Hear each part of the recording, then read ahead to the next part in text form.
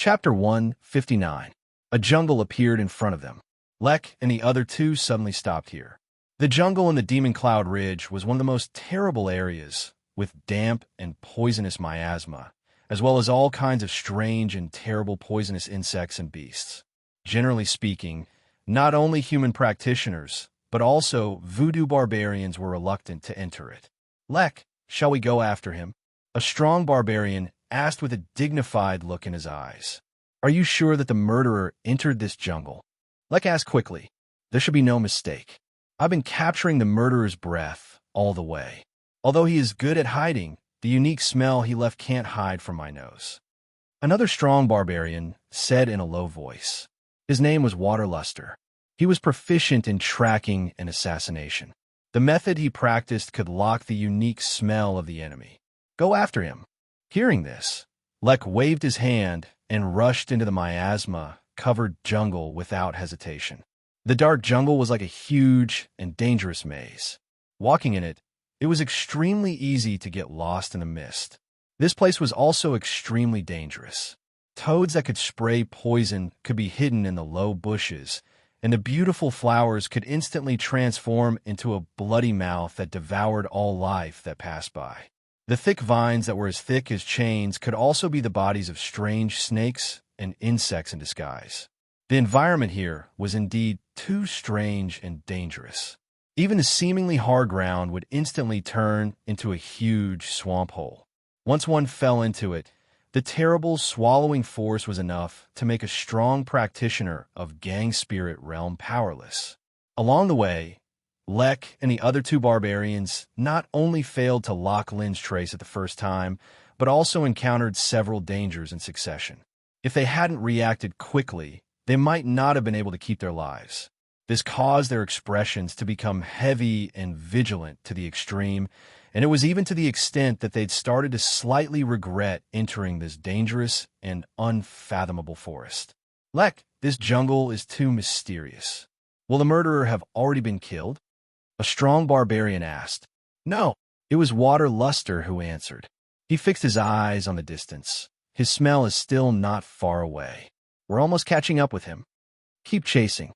We can't lose the sacred treasure of our tribe. Lek was a little surprised, but when he heard Waterluster's words, he cheered up and continued to move forward. After a while, Waterluster suddenly stopped and gestured to Lek next to him to keep quiet. Then he looked at a thick, ancient tree in the distance. Lek understood tacitly. They clenched the weapons in their hands, and a cold light emerged in their eyes. The three of them quietly approached. When they were only 100 feet away, kill. The figures of Lek and the other two rushed to the back of the thick, ancient tree from 3 directions. However, this attack, which had accumulated power, missed. The area behind the ancient tree was completely empty. There was only a piece of blood-stained cloth hanging in the grass. It was obvious that it had been torn from his clothes. Not good. While the three of them were still in midair, their expressions changed slightly as they sensed that something was wrong. Bang, bang, bang. At practically the exact same moment, a string of dense and explosive sounds of arrows tearing through the sky resounded abruptly, and it was like a death knell that came from hell and seized the soul. Lek suddenly twisted his body, bent his knees in the air like a hedgehog, and suddenly changed his direction. Boom! An arrow brushed past his figure and penetrated the ancient tree fiercely, setting off a piece of sawdust, and then inserted into the ground with a terrible roar. Lek's figure landed on the ground with cold sweat all over his head. The timing of the arrow was simply too vicious. It happened at the moment when they couldn't avoid it in the air. They were just like living targets. If he hadn't dodged in time, the consequences would have been unimaginable. Suddenly, a scream rang out. Lek suddenly turned his head and saw that not far from him, an arrow had pierced into Waterluster's right eye and penetrated through the back of his head, bringing out a string of sticky blood and brain. The scene was so bloody that it was disgusting. With a bang, Waterluster fell to the ground and died. Lek's eyes almost popped out of their sockets. He wished he could skin the hidden murderer alive. But before he moved, another sharp whistling sound of an arrow tearing through the air rang out, making Lek feel cold all over and subconsciously fly away to avoid it. "Muchu, how are you?" Lek roared. I'm fine."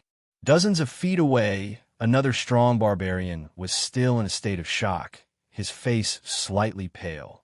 He kept retreating as if there was a demon hiding in front of him that was about to devour him. However, just as he retreated a distance of 7 or 8 feet, he completely didn't notice that the ground beneath his feet suddenly softened, and his entire body suddenly sank into it. It was like a swamp whirlpool under the ground, producing a terrible dragging force that made it impossible for him to struggle out. "Brother Lek, help me!" He screamed hysterically, scared out of his wits. Damn it! Lek was furious and jumped forward, but in just a moment, he was forced back by a dense round of arrows. "Muchu, hold on!" Lek trembled with anger and roared again and again. He kept rushing forward, but every time, he was forced back by sharp and ruthless arrows. During this process, he could only watch helplessly as Muchu's body continued to sink into the swamp vortex, wailing in despair, and finally disappeared. "Bastard of the human clan, get out! Get out of here!" Lek roared like thunder, like a wild beast that had been provoked to madness. In less than a minute, 2 of his companions died one after another, and there was no trace of the enemy, which almost drove Lek crazy. However, no matter how Lek roared, the jungle had returned to silence. Without the sudden arrows, the enemy seemed to have disappeared. After a while, Lek panted with a livid face, feeling like he was about to collapse. His 2 companions were killed before he even saw the enemy's appearance, and the operation to recapture the sacred treasure was a complete failure. Lek couldn't accept this result. "I must report this matter to Quill Flamin as soon as possible. Only by contacting more elite soldiers can I have a chance to turn the situation around. The murderer must die." Lek gritted his teeth, and a resolute look flashed in his eyes. He didn't bother to think why the enemy didn't kill him too. Lin Sun was running away. Just as he was about to kill Lek, a strong sense of danger suddenly arose in his heart. Without hesitation, he gave up Lek and turned away. In the misty jungle, Lin Sun was running wildly. His figure was like a residual shadow, drawing a zigzag and drifting track. Without looking back, he knew that the enemy had been following him from behind. The sense of danger never disappeared, as if there was a thorn on his back. Lin Sun knew that he met a real overmatch this time. He remembered Yu's analysis of the war zone assessment before he came to the Demon Cloud Ridge. For both the Empire and the Voodoo Barbarian tribe, the Demon Cloud Ridge was actually a training ground. The so-called training ground was to let the young overmatches know and understand their opponents through real bloody battles. This also meant that the 237 trainees of the Bloodthirsty camp in the assessment in the Demon Cloud Ridge were very likely to meet the young overmatches of the Voodoo Barbarian tribe, who would not be inferior to the trainees of the Bloodthirsty camp in terms of combat effectiveness. Was the guy who was following him an overmatch of the Voodoo Barbarian tribe? Lin Sun couldn't be sure, but he was clear that he was already at a disadvantage before the battle began. Since he broke into the temporary camp of the Voodoo Barbarians and experienced a fierce battle, he had never stopped. He fled all the way and finally led Lek and other 2 barbarians into the jungle. According to Lin Sun's original plan, he would kill all the opponents at one go and then return to the camp to wipe out Quill Totem and others. But now the plan was disrupted. Lin Sun took a deep breath and calculated that he had consumed nearly half of his combat effectiveness, and there were many injuries on his body. In the past, such consumption and injuries were nothing at all. But if he met a real overmatch, he would obviously be at a disadvantage. "I have to get rid of this guy as soon as possible. Otherwise, the situation will only become more and more unfavorable for me if I keep running like this." Lin Sun took a deep breath, abandoned all distractions in his mind, and ran away with all his strength. In the jungle behind Lin Sun, a thin and vigorous figure strode forward. Every step he took was more than 30 meters away. It seemed to be slow, but in fact his speed was amazing. This was a young man with bronze skin, but his facial features were extremely handsome.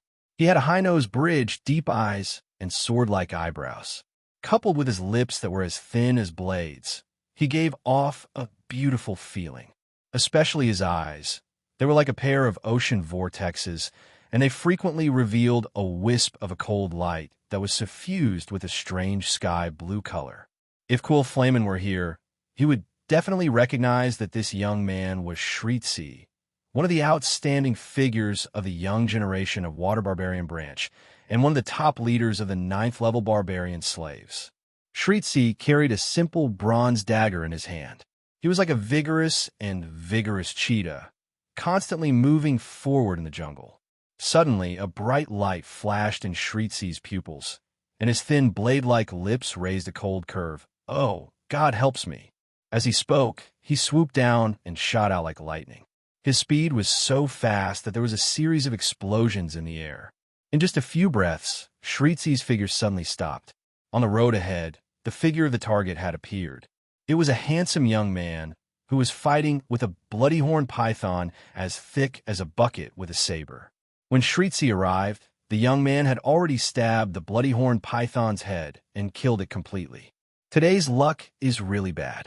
The young man turned his head and couldn't help sighing when he saw Shreetsi in the distance.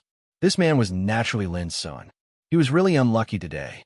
When he was escaping, he didn't expect to run into a bloody horn python. He had no time to dodge, so he could only fight with his saber. But with such a delay, the enemy behind him caught up with him. "My name is Shreetsi, and I come from Water Barbarian Branch." Seeing Lin's son, Shreetsi didn't rush to fight. Instead, he smiled slightly, showing his white and neat teeth, and introduced himself. "The only purpose of coming to the Demon Cloud Ridge this time is to kill more trainees of Bloodthirsty Camp."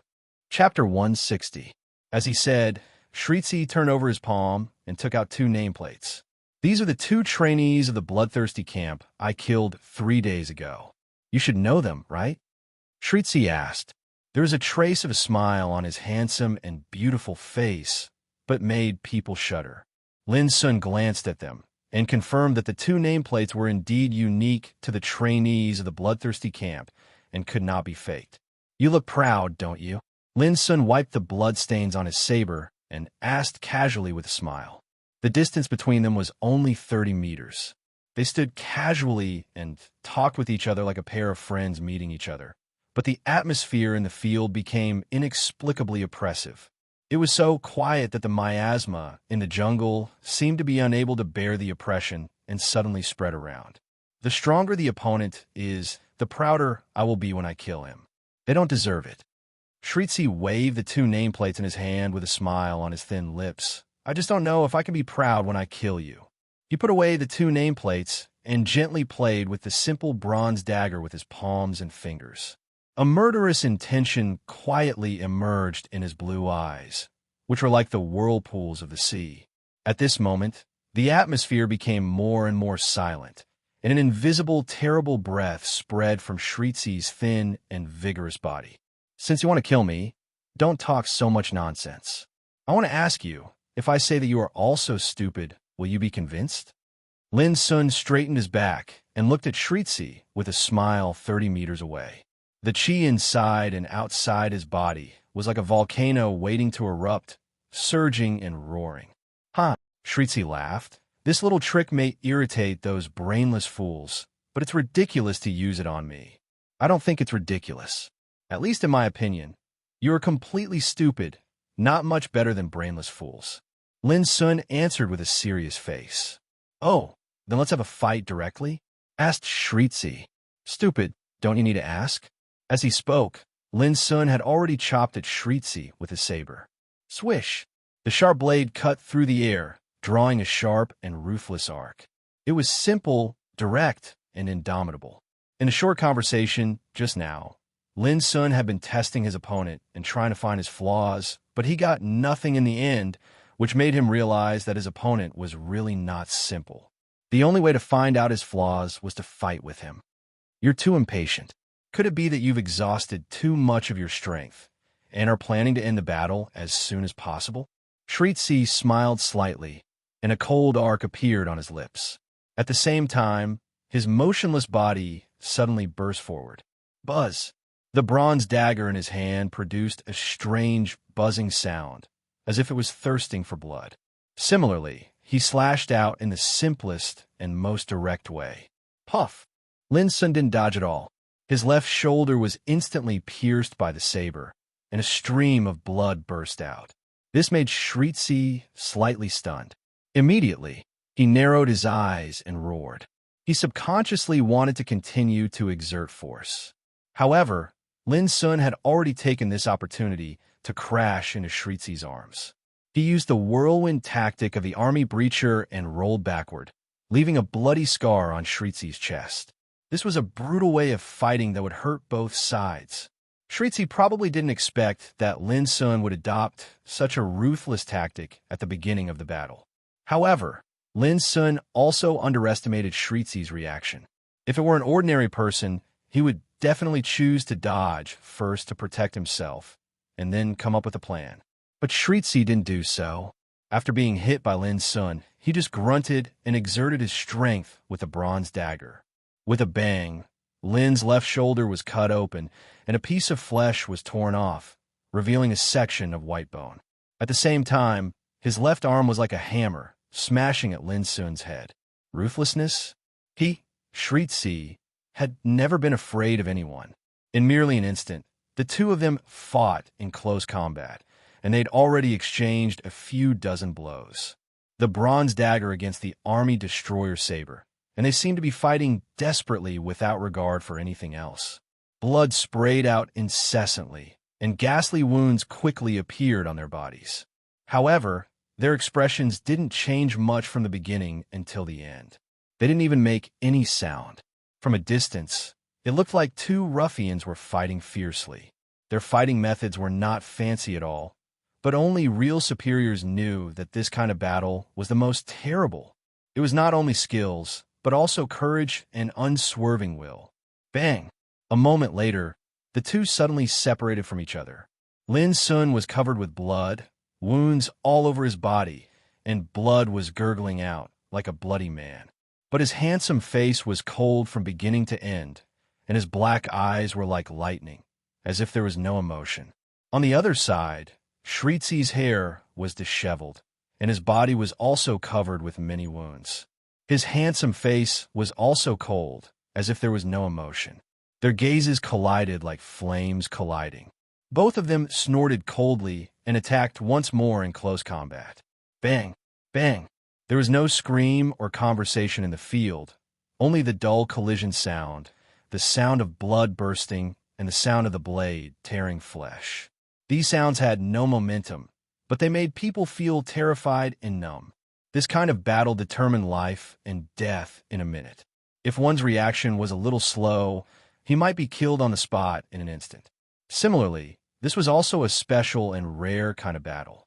Both sides had the same strength, the same level of fighting skills, and the same strong fighting will and faith. Otherwise, there would be no such situation. After all, if one's strength was weak and his fighting will wavered, he would be killed on the spot. A quarter of an hour later, the two of them separated from each other again. Lin Sun gasped for breath. His long hair was stained with blood and stuck to his cheeks. His whole body was like a punctured hornet's nest, with numerous wounds and white bones. On the other side, Shritzi was in the same situation. If it had been anyone else, they would have either wanted to escape or had their willpower crumbled and completely given up after suffering such heavy injuries. But at this moment, both Lin and Shritzi's fighting will had never been shaken from beginning to end. Their eyes locked on each other, and they could see each other's killing intent and fighting will. Both of them were very clear that whoever fell down first in this battle would lose completely.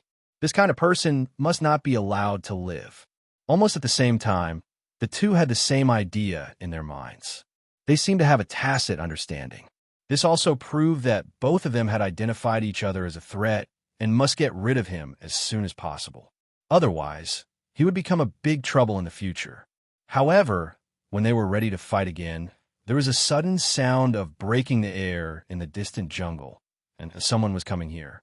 Both of their pupils shrank slightly, and their eyes collided with each other, as if saying that the next time they met would be the time of their death. At the same time, both of them flashed in the direction behind them. Obviously, they couldn't judge who was coming, but none of them dared to bet, so they chose to avoid without hesitation. Before long, a group of figures appeared and saw the place where Lynn and Shreetsi had fought before. It was Quill Flamen, Lek, and others. It's Shreetsi's breath. He just had a fierce battle with his opponent. A voodoo barbarian exclaimed, judging Shreetsi's breath from the traces of the battle. He should have found the murderer. Quill Flamen's face was gloomy. We are a step late. Damn it. Lek gritted his teeth. When they approached just now, they didn't dare to make any sound. Whoever thought that their arrival actually destroyed Shreetsi's battle? The murderer should have been seriously injured and fled that way. Quill Flamen pointed to the jungle in the distance, and Shreetsi fled in another direction. The reason why he did so was obviously that he was seriously injured, otherwise he would not have left. Quill Flamen, where should we go? Should we help Shreetsi or continue to chase the murderer? Lek was a little hesitant. Shreetsi was an outstanding talent in the younger generation of Water Barbarian branch. He had superb aptitude and was highly valued by the big shots in the clan. Now he was seriously injured. If something happened to him in this dangerous jungle, the consequences would be serious. At the same time, the murderer must not be let go. He held a sacred weapon belonging to Water Barbarian branch. How could such a treasure be taken away by the enemy? Go after the murderer. It was not Quill Flamen who answered, but Shreetsi, who suddenly appeared from the jungle in the distance. He actually returned. Seeing him, everyone in the field was excited, but they couldn't help but feel frightened. It was terrible. At this moment, Shreetsi had countless wounds all over his body, and blood was gurgling. What are you doing? Go after him. Shreetsi was angry. If these idiots hadn't suddenly come and interrupted the battle, Lynn might have been killed by him at this moment. Lek and others seemed to wake up from a dream. They gritted their teeth, turned around, and rushed into the depths of the jungle. Quill Flamen stayed and looked at Shreetsi with a worried face. Shreetsi, your injury. It's okay. Shreetsi interrupted coldly and said with an unkind look, Why are you here? Do you know that it's because of your appearance that my plan has been ruined? Quill Flamen said bitterly, To tell you the truth, the murderer killed many of our clansmen. What's more, the sacred weapon of our clan, Emrita's St. Pearl, was also taken away by him. What? Shreetsi's eyes suddenly burst with a cold light, and his face was gloomy. You are a bunch of rubbish. Why didn't you tell us such important news earlier? Quill Flamen looked more and more bitter. There are many warriors of the Empire in the Demon Cloud Ridge. If the news about the sacred weapon is leaked out, there'll be endless troubles. Shreetsi said coldly, I think you are worried about being punished when you return to your clan. Quill Flamen was silent. This was also one of the reasons he was most worried about. Send out a signal and tell all the water barbarians in the Demon Cloud Ridge to gather here with all their strength. This time, we must take back the sacred weapon at any cost. Shreetsi took a deep breath and ordered in a deep voice. Quill Flamen's face suddenly changed. No, it's too noisy. I'm afraid it will attract too much attention. As long as we can take back the sacred weapon as soon as possible, it's not a big deal to cause some disturbance. Shreetsi asked back with a resolute attitude. Quill Flamen's face changed for a while, and finally became dispirited. He gritted his teeth, took out a black animal bone horn from his arms, put it to his mouth, and blew it. Whimper, circles of ripple-like black luster spread from the animal bone horn in all directions. Chapter 161. Who? Lin Sun ran at full speed, and his breath gradually became heavy. The wounds all over his body were still bleeding, making his face pale and almost transparent. The most serious thing was that his physical strength was on the verge of exhaustion and couldn't hold on any longer. The dizziness in his head became more and more serious, making it difficult for Lin Sun to keep calm and sober. He knew that if he slacked at this moment, he would instantly fall into a severe coma. Run! Lin Sun gritted his teeth. The cruel and abnormal training in the bloodthirsty camp made Lin Sun show unimaginable willpower and tenacity at this moment. At the same time, he took out the spiritual fruits and herbs collected these days and swallowed them all into his body. He didn't have time to refine them, but only hoped to replenish some physical strength. There was a whistle for help hanging in front of Lin Sun's chest. As long as he blew it, help would come soon. But Lin Sun didn't do that. Blowing the whistle meant admitting defeat, and he would be eliminated from the bloodthirsty camp. Lin Sun couldn't tolerate his failure at this time. It was only the 8th day since he entered the Demon Cloud Ridge. How could he admit defeat? Unconsciously, Lin Sun had rushed out of the jungle. His field of vision suddenly widened, and a barren mountain appeared in front of him. The mountains rose and fell one after another, and all of them were barren. The bare rocks glowed red and released scorching white smoke. Lin Sun glanced around and continued to move forward. His body began to stagger, and his head was dizzy, making a buzzing sound. This battle was too serious. Not only was he seriously injured, but also his internal strength was exhausted. If he met any strong voodoo barbarian at this time, he might be easily killed. His footsteps became heavier and heavier, as if filled with lead. Lin Sun rushed to the top of a red mountain with heat waves. He needed to find a safe place to hide, but it seemed that he couldn't find such a place at present. It was very hot on the mountain. Walking on it was like being in a furnace. The blood on Lin Sun's body was instantly evaporated into blood mist and drifted away. The scorching airflow blowing on his face made Lin Sun's consciousness more and more blurred. He forced himself to hold on, but when he reached the top of the mountain, he suddenly felt a chill in his heart. This was a crater. The terrible molten lava was roaring under the crater like a fire dragon. The thick mist and heat waves were evaporating like clouds, as if they could melt everything in the world. Lin Sun had no doubt that he would be instantly melted into dust if he fell in. This was a dead end that could not be walked. But if he were to return, Lin Sun turned his head and could vaguely hear a faint sound of something breaking through the air coming from the foot of the mountain. Were the enemies chasing after them? There was a touch of self-mockery at the corner of Lin Sun's mouth. There was really no way out for him. There he is. Quick, chase them. The voice was getting closer and closer, filled with excitement and malevolence. Lin Sun walked to the mouth of the volcano. His clothes seemed to be on fire. He bent down and looked down, only to see a glaring, surging magma. Was he going to force himself to jump down? Lin Sun looked around. Even if he was in a desperate situation, he still didn't intend to give up. He began to search through the storage rings to see if there were any items that could be of use. Weapons, spirit materials, ores, everything was useless. Little bastard, why aren't you running anymore? Suddenly, a resentful voice resounded from behind him. Lin Sun looked back and saw that Lek and other strong barbarians had appeared more than 60 meters away. But when they saw Lin Sun standing beside the mouth of the volcano, their faces changed slightly, and they didn't dare to get closer, as if they were afraid that he would jump down.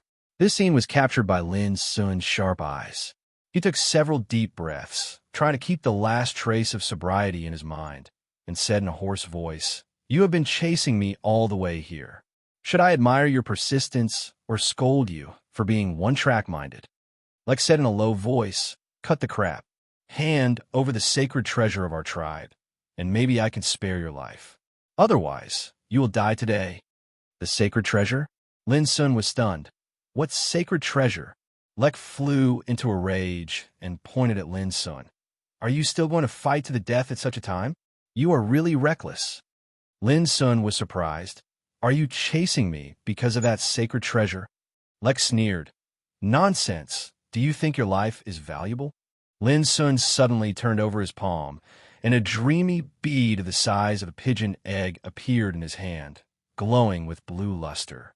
Holding in Lin Sun's hand, it was like holding a vast sea, giving people a kind of vast, ethereal, and mysterious atmosphere. "Is this it?" Lin Sun asked. Lek and others suddenly became excited and breathed rapidly, with undisguised fanaticism in their eyes. Seeing this, Lin Sun instantly judged that the mysterious bead he got by accident was actually a great sacred treasure. "Hand it over." Lex said, and was about to rush forward to snatch it. Lin Sun stretched out his arm, and his palm appeared above the crater. As long as there was a slight movement, the Amrita St. Pearl in his palm would fall into the volcano. How dare you? Lek was so shocked and angry that he didn't dare to go forward. Other voodoo barbarians were also shocked and angry. If the Amrita St. Pearl was swallowed by the volcano, they would never get it back. Why don't I dare? Lin Sun asked. I will die in your hands anyway. It's better to let this bead die with me. You. Lek was so anxious that he hurriedly said, Calm down. As long as you hand over the treasure, we swear to let you live. How about it? I never believed the vows of your voodoo barbarian tribe. Lin Sun shook his head. Then how can you hand over the sacred treasure of our tribe? Lek was so angry that his eyes almost popped out, and he couldn't wait to eat Lin Sun alive. Unless, while Lin Sun was talking, he suddenly felt a sense of fear in his heart, which made him jump into the crater without hesitation. Almost at the same time, a black shadow suddenly rushed out from behind a rock on the other side. It was as fast as lightning, but it still failed to catch Lin Sun. That black shadow was Shritzi. Obviously, when Lin Sun and Lek confronted each other, he had already sneaked to this side, intending to take the Amrita St. Pearl from Lin Sun by surprise. But Shritzi didn't expect that Lin Sun's reaction was so decisive that he jumped into the volcano without hesitation. Did Lin Sun not want to live? With a plop, Shritzi sat on the ground and gasped for breath. His injuries had not been healed either. He had been preparing for the blow for a long time. At this moment, he was in unspeakable pain all over his body. No! Lek and others roared with unwillingness written all over their faces. They had never thought that such a thing would happen at the last moment when they finally had the chance to take back the sacred treasure. All of a sudden, they were all stunned and looked dull. It was over. Completely over. Shritzi's beautiful and handsome face was livid and gloomy. He still didn't believe that Lin Sun would give up his life so easily. How could a person like Lin Sun seek death so easily? Before long, Quillflamin also came. After learning all this, he showed a touch of relief and sneered. You've all been cheated. What? Everyone, including Shritzi, looked at him. The Amrita St. Pearl is the sacred treasure of our water barbarian branch.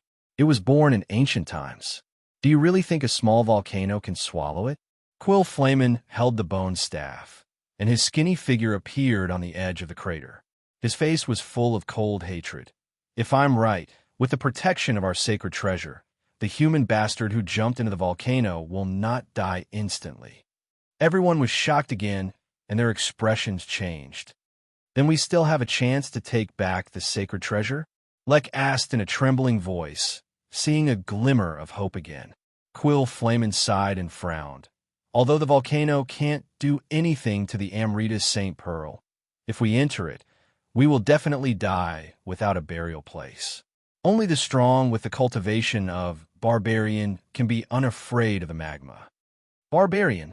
That was the wood barbarian in the common sense, which was comparable to the strong of sea spirit realm among human practitioners. In the entire Demon Cloud Ridge, there was no master of this level. As sure you analyzed, the Demon Cloud Ridge was a training ground. Although there were constant small-scale battles, neither the Empire nor the Vood Barbarian tribe would send real masters to participate in it. Otherwise, the existence of the Demon Cloud Ridge would lose the meaning of training. What should we do? Lek and others were disappointed. Wait here. I don't believe that he will stay under the volcano all his life. Shritzi's voice was sonorous and powerful, and his eyebrows were full of ruthlessness. You go to gather people and put the mountain under martial law. No one is allowed to approach. Just do as Shritzi said. Quillflamin also knew that in the current situation, waiting was the only way. Shritzi took a deep breath and began to meditate directly in front of the crater. He wanted to heal his injuries and restore his strength as soon as possible. Rumble, the surging and roaring lava was like an angry fire dragon, producing terrible and scorching power, which made people feel terrified. At the bottom of the volcano, a body was lying on a protruding rock. Strangely, there was a layer of blue, ripple-like halo around him. No matter how hard the lava beat around him, it could not get close to the blue halo. This figure was Lin Sun, who had fallen into a coma. The ripple-like blue halo was released from the Amrita's Saint Pearl in his right palm. Like a protective cover, he lay on the rock without being harmed by the lava and fire waves around him. Lin Sun, who was in a coma, did not notice that wisps of cold blue halo were constantly drifting into his wounds and pouring into his body. Lin Sun had a dream. In the dream, he once again returned to the day when the mine prison was destroyed. He fell into the abyss under the mine tunnel powerlessly and could only watch a big hand covering the sky, covering Master Lu's figure. Immediately, he saw Xia Ji, who was looking back in the darkness and whispering, "Lin Sun, you can't die before I come back, okay?" Chapter 162. The lava roared like a dragon galloping. The scorching and terrible airflow turned into mist and rose straight to the sky along the crater. Lin Sun sat cross-legged on the rock, feeling cool and comfortable. He had already understood his situation and could even judge that the blue halo covering him was released by the Amrita Saint Pearl. But where was the bead? Lin Sun looked around, but didn't find the Amrita Saint Pearl. He couldn't help but feel confused. Soon, he noticed that in his sea of consciousness, there was a blue light flickering next to the gate to heaven that was originally floating there. It was as blue as the sea, vast and light. It was constantly flying around the gate to heaven, sprinkling beautiful and dreamy light like ripples. Was it subdued by the gate to heaven? Lin Sun was stunned. This was the sacred weapon of water barbarian tribe. How could it suddenly appear in his sea of consciousness in this way? Lin Sun couldn't figure out, but he could clearly feel that the light rain emitted by the Amrita Saint Pearl was constantly spreading from his sea of consciousness and covering his whole body, producing a strange, cool airflow. Not only did the airflow prevent the lava from getting close to him, but it was also healing his injuries in an astonishing manner. What a magical bead! Lin Sun marveled in his heart. Before jumping into the volcano this time, Lin Sun had already noticed the extraordinariness of the Amrita Saint Pearl when confronting Lek and other strong barbarians. When he held the bead in his hand, the scorching airwaves near the volcano suddenly disappeared, making Lin Sun feel refreshed and comfortable all over. This discovery made Lin Sun so fearless when facing Lek and others. It was a pity that before Lin Sun figured out how to resolve the situation at that time, there was a sudden change. In desperation, he could only jump into the volcano. This was not a suicidal move, but a gamble. With the power of the Amrita Saint Pearl, Lin Sun could fight for a chance of survival. The situation at this moment undoubtedly proved that Lin Sun's gamble was right. In order to get this bead back, those guys will not be willing to leave. Perhaps they are waiting above the volcano at this time. Lin Sun pondered and soon made a decision. No matter what, he must hurry to restore his strength. Hiding here was not a long-term solution. Lin Sun let out a long breath of turbid qi and sat cross-legged. He held his breath and concentrated on running the Nature Insight and Spirit Devour scripture, meditating calmly. On the rock, the youth focused on cultivating. The surroundings were filled with surging and roaring magma, and the waves that danced like tongues of flame. The scene was breathtaking. Not long after, a copious amount of spiritual energy flowed through his limbs and bones. At the same time, his skin, tendons, and bones resonated with a unique rhythm. Lin Sun suddenly found that this time, even without the help of elixirs, he had achieved amazing results in his cultivation. In just a moment, the spiritual power in his body accumulated more and more, turning into a trickle that continued to circulate. Not only that, but strands of scorching strange energy appeared in his skin, tendons, and bones, and they were ceaselessly refining his tendons, bones, and flesh. Everything progressed at lightning speed. This made Lin Sun feel that something was wrong. It was too smooth. He was seriously injured, and he didn't have any pills to help him. He had only cultivated for a short while. So how could he make such miraculous progress? Lin Sun examined carefully and soon found some clues. All this seemed to have something to do with the Amrita St. Pearl in his sea of consciousness. The blue divine light it released was like a moisturizing stream, constantly nourishing and replenishing the strength needed by his body. Coupled with the refining of the nature insight and spirit devour scripture and the four spiritual vortexes, such miraculous changes took place inside and outside of his body. After figuring this out, the last trace of doubt in Lin Sun's heart completely disappeared. His mind became calm again, and he entered into a deep level of meditation. The terrain of the Demon Cloud Ridge was complicated.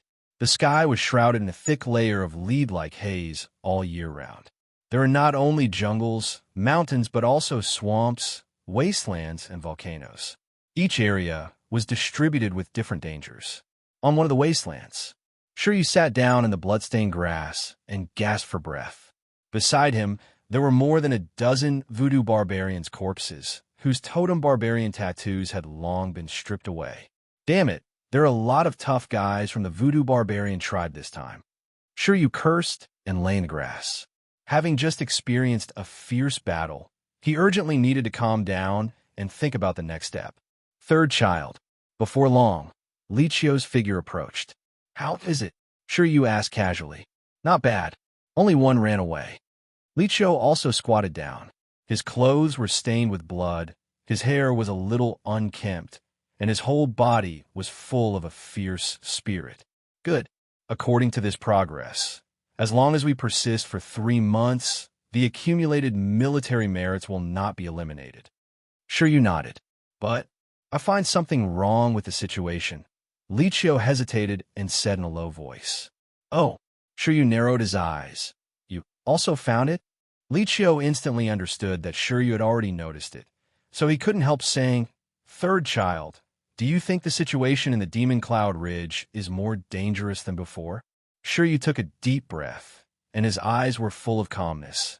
"Yes, there are many more masters than we imagined. If I'm right, the 9 branches of the Voodoo Barbarian tribe have sent out many powerful figures of the young generation. These guys are extremely powerful, and they are not inferior to the trainees of our bloodthirsty camp. It's really troublesome to meet them." Li Qiu was shocked in his heart. "What are they going to do?" Shiryu sneered. "Of course, they are going to compete with the trainees of our bloodthirsty camp to see who can leave the Demon Cloud Ridge alive." Speaking of this, Shiryu stood up and looked into the distance of the wasteland, saying, "You can regard this war zone assessment as a contest between the Empire and the Voodoo Barbarian tribe, but the participants of the contest are the strong of the young generation." After a pause, he continued, "Sometimes, if you want to prove whether a country is strong or not, you can find some clues by looking at the strength of the young people in this country. As the saying goes, the stronger the young people are, the stronger the country is." These were not impassioned words, but they made Li Qiu's heart warm and full of lofty sentiments. He said disdainfully, "In this way, I'm more interested in killing more bastards of the Voodoo Barbarian branch." Shiryu smiled slightly, and then seemed to think of something. He frowned and said, "Have you found that many strong water barbarians are gathering in the same direction in the past 2 days?" Li Qiu nodded. Shiryu said in a low voice, "There must be something big happening in this situation." Li Qiu asked, "Third child, are you going to have a look?" Shiryu shook his head. "The more it is like this, the more we can't get involved in it. When something big happens, it must mean a big storm. It's better not to get involved in these things." Li Qiu was stunned, and then said with a smile, "That's right. Now we have just entered the Demon Cloud Ridge for 10 days, and there's still more than 2 months before the end of the assessment. The top priority is to seek self-protection instead of getting involved." Shiryu praised. "You and I happen to have the same idea." At the moment, the two went deeper into the wilderness. On the same day, in a mountainous area, Ning Ming waved his halberd, pierced the heart of the last strong voodoo barbarian who besieged him, and threw him out. F***CK, so fucking weak. Ning Ming spat, suddenly raised his head, frowned, and looked at the distance doubtfully. He could perceive that there were several water barbarians rushing to the west dozens of feet away. Even if they found him, they didn't mean to offend him. This was the 7th time he had encountered such a situation in the past 2 days. Ning Ming could judge that something big must have happened in a certain area in the west of the Demon Cloud Ridge, otherwise it would not attract so many strong water barbarians to gather there. Well, I'd better not get involved. Ning Ming suppressed his curiosity, shook his head, and swept in another direction. He had made a bet with Shi Yu and Lin Sun, so he would not take risks. If he wanted to persist in the assessment in the Demon Cloud Ridge and win the bet, he must play it safe. The same thing happened in different areas of the Demon Cloud Ridge. Not only Shi Yu, Li Qiu, and Ning Ming, but also the trainees of the bloodthirsty camp in different places more or less noticed this abnormal situation. However, most of them adopted the strategy of looking on indifferently, unwilling to get involved in the muddy water. There were also a small group of people, including Qi Qin, Mao Lengxin, and others, who wanted to fish in troubled waters, quietly followed them. Beside the crater, Shritzi sat cross-legged and was practicing. 2 days had passed. The wounds all over his body had already become scabs, and most of his physical strength had been recovered. But until now, Lin Sun hadn't appeared, which made Shritzi feel a little anxious. In the past 2 days, hundreds of strong water barbarians had gathered under the volcano. They guarded the place tightly, and no one dared to break in without permission. But at the same time, because the noise here was too big, it had attracted many strong practitioners of the human clan.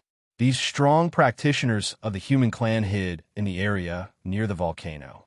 Obviously, they intended to take advantage of the situation. If they couldn't recapture the Amrita St. Pearl as soon as possible, the situation would only become more and more serious. At that time, even if Lin Sun took the initiative to run out, it was very likely to cause too many variables. The situation is not good. Not only the human clan, but also the strong practitioners of other tribes of our voodoo barbarian branch have come here. If they know that we are seizing the Amrita St. Pearl, it will inevitably cause some unnecessary trouble. At this time, Cool Flamin came over worriedly. They were water barbarians. Although they belonged to the voodoo barbarian tribe with the strong practitioners of the other 8 branches, the relationship between them was neither good nor bad. Sometimes there was extremely cruel competition. Under such circumstances, Cool Flamin naturally didn't want to see the strong practitioners of other branches of the voodoo barbarian tribe approaching. Let's wait for 3 more days. Shritzi took a deep breath and said word by word, "If that guy still doesn't come out after 3 days, I will use the forbidden skill and go to the bottom of the volcano at the risk of damaging my foundation to see whether that guy is dead or alive." Chapter 163. At the bottom of the volcano, Lin Sun sat with his legs crossed, his back straight, and his handsome face was tranquil. Wisps of pure and translucent spiritual energy enshrouded his body, giving him a transcendent aura. Within his body, the surging spiritual power was like a raging river. After being continuously refined by the 4 spiritual power vortexes, the spiritual power had become as clear as glass. It was faintly glowing with a faint cyan light, showing a rare, ethereal quality. This meant that the quality of the spiritual energy Lin Sun cultivated had reached an appalling level. The stronger the spiritual energy, the more solid the foundation. The higher the quality of the spiritual energy, the stronger the power in the battle. Boom! Lin Sun's body was like mountains colliding with each other. It was the roar caused by the extremely vigorous spiritual energy. His meridians, acupoints, and viscera were all filled with the surging spiritual energy. In his flesh and blood, tendons and skin, the strength of his body also formed a unique resonance, echoing with the qi in his body. Inner Saint was based on qi. Outer King was based on the body. The unity of qi was the foundation. This was the essential meaning of nature insight and spirit devour scripture. Inner Saint and Outer King. Lin Sun, who was immersed in cultivation, didn't notice that his whole body, inside and outside, was undergoing an amazing transformation. This transformation first began with the spiritual energy in his body. In terms of the realm of cultivation, this change was called spiritual change. As time went on, another 2 days passed quickly. The atmosphere around this volcano was getting more and more tense. In these 2 days, many strong water barbarians came and stationed around the volcano. At the same time, many imperial practitioners appeared and hid in different areas near the volcano. Even many strong practitioners from other branches of voodoo barbarian tribe came here after hearing the news. Strangely, in such a situation, there was no battle from beginning to end. Both imperial practitioners and strong voodoo barbarians seemed to be waiting for something and didn't want to break the deadlock. But everyone knew that the current situation was tense and a storm was coming. Once a battle broke out, it was bound to be an unpredictable storm. Shritzi became more and more anxious and frowned. All his injuries had been healed, and his physical strength had returned to its peak state.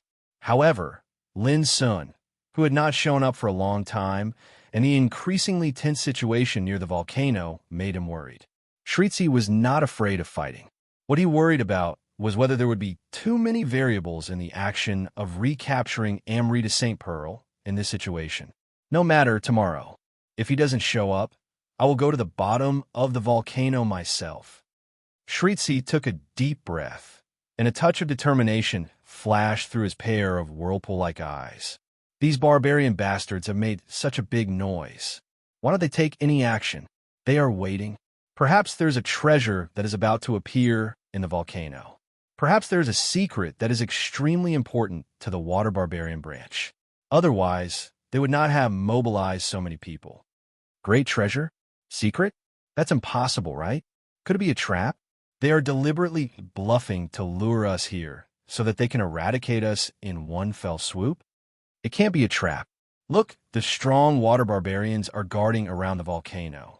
Even the strong barbarians of Fire Barbarian, Gold Barbarian, Wood Barbarian, and Earth Barbarian, who belong to the same tribe as them, can't get close to the volcano. How can it be a trap? Anyway, the truth will be revealed soon. At that time, there may be a fierce battle. You'd better be careful. If it's too dangerous, you'd better get out as soon as possible. Conversations like this took place in every area near the volcano, where there were practitioners from the Empire, including trainees of the bloodthirsty camp and soldiers of the Rishar army of the Empire. No one could guess what the experts of the Water Barbarian branch were doing. However, everyone knew that this battle could break out at any moment. When the evening came, Shritzi finally got a piece of good news. Quill Flamen sent a pair of frost armor. It was engraved with the mysterious frost barbarian tattoo, which could release a bone-chilling light. As long as it was worn, the wearer would not be afraid of the lava. However, because this frost armor was made in a hurry, according to Quill Flamen, it could last about half an hour in the lava. That's enough. As long as that guy is not dead, it won't take an hour to kill him. Shritzi put on the frost armor and was in high spirits. He couldn't wait. Since he entered the Demon Cloud Ridge, he had never been so eager to kill a person as he was at this moment. Be careful, Quill Flamen said with a hoarse voice. His skinny and dark face was faintly glowing with a touch of wax white. In order to make this frost armor, he had hardly closed his eyes these days. All his efforts were spent on it, which made him physically and mentally exhausted. Thank you. I'll bring you the Amrita St. Pearl, Shritzi said seriously. Quill Flamen gritted his teeth and said, not only the Amrita St. Pearl, but also the human bastard body must be brought back. I'll refine his head into a wine cup and drink his blood to offset the evil in my heart. Shritzi smiled slightly, showing his snow-white teeth. That's what I'm thinking. Really? Suddenly, a voice sounded. Shritzi and Quill Flamen turned their heads at the same time. They immediately saw a handsome figure floating on the edge of the crater. It was Lin Sun. As the saying goes, when enemies meet, their eyes turn red. At this moment, Quill Flamen's eyes widened, and a grim smile appeared on his old face. He shouted, "Little bastard, you finally show up. Kill him." How could he expect that the murderer who had been hiding for many days would take the initiative to jump out? This was simply too exciting. With a clang, Shritzi pulled out the bronze dagger, and his beautiful and handsome face was full of killing intent. He said, "This time, I won't give you any chance to escape." Boom! His figure rushed out like a flash of water and lightning. The bronze dagger cut the air at an incredible speed and suddenly stabbed Lin Sun's throat. But Lin Sun's figure disappeared in a flash. What? Shritzi was shocked. As soon as he turned his head, he saw that Lin Sun had taken control of Quill Flamin one step ahead of him. Lin Sun's powerful hand grasped Quill Flamin's neck tightly. Quill Flamin's old face turned purple, his eyes bulged, and he was almost suffocated. Crack! Without any nonsense, Lin Sun twisted his wrist gently and broke Quill Flamin's neck. Quill Flamin didn't have time to scream before he died, and his head tilted to one side. His old face was still full of resentment and unwillingness. It was too fast. In the blink of an eye, Lin Sun killed Quill Flamin as easily as killing a chicken, and Shritzi had no time to rescue him. "You're courting death." Shritzi's face darkened, and he was surprised at the same time. Compared with a few days ago, Lin Sun in front of him seemed to become another person. His temperament was quite different, and there was an invisible momentum that made Shritzi feel depressed. Did Lin Sun have other adventures in the past few days, and his cultivation had changed? Shritzi's mind flashed, but he didn't slow down at all. He rushed to Lin Sun with his saber. Bang! Lin Sun waved his saber. It was a simple blow, but it produced a terrible force, which shocked Shritzi's right arm and made him feel a sharp pain. He staggered back 7 or 8 steps uncontrollably, as if he was slapped by a tsunami. "You!" Shritzi was shocked. How could Lin Sun's combat effectiveness change so dramatically in just a few days? The last time Shritzi fought with Lin Sun could barely tie with him. But now, Shritzi found it hard to accept all this. With a puff, Lin Sun easily cut Quill Flamin's chest with his saber and cut off the totem barbarian tattoo on his skin. Then he said, "Are you surprised?" Shritzi's face darkened. "How did you do it?" Lin Sun smiled slightly and threw Quill Flamin's body into the crater behind him like throwing garbage. He said, "Thanks to the sacred weapon of your water barbarian tribe, it's really a good treasure." Sacred weapon. Shritzi suddenly became furious. This despicable human bastard should desecrate the power of the sacred weapon. He deserved to die. Boom. Shritzi struck with his saber like lightning with anger. The bronze saber was wrapped in a strange, buzzing sound, like the screaming of a soul-devouring devil. Almost at the same time, Lin Sun also moved. His army breacher struck lightly, but it produced a surging force like a landslide and a tsunami, crushing Shritzi. The deafening collision sounded and sparks splashed. Shritzi coughed up blood, and his whole body was shaken away. He rolled on the ground in embarrassment. Shritzi's handsome and beautiful face was twisted with disbelief. The transformation of Lin Sun's combat effectiveness was so amazing that he couldn't resist even one move. It was incredible. Lin Sun had not reached the gang spirit realm, but why was his combat effectiveness so terrible? Shritzi couldn't see through it, and he couldn't help but feel a touch of fear. Whoosh! Lin Sun had come to kill Shritzi with the momentum of a tiger. Come on, kill him. Kill him. Shritzi didn't dare to fight recklessly. The situation was too unfavorable for him. He turned around subconsciously and ran away to seek help. At this moment, he didn't care about his pride anymore. He was like a stray dog without any demeanor. The combat effectiveness Lin Sun showed now was indeed too horrible. It was an absolute crushing and unshakable posture. Shritzi's fighting spirit was still there, but he knew that he had no power and capital to compete with Lin Sun. He must ask for help. This damn bastard should be burned to ashes for improving his cultivation with the help of the sacred weapon. Lin Sun didn't chase after Shritzi. He had already seen groups of figures at the foot of the mountain coming here quickly like a tide. As far as the eye could see, they were all strong water barbarians. Obviously, the short battle just now had attracted their attention. Lin Sun stood still with his black eyes like lightning, but there was a strong killing intent surging in his heart. He was chased here and almost died.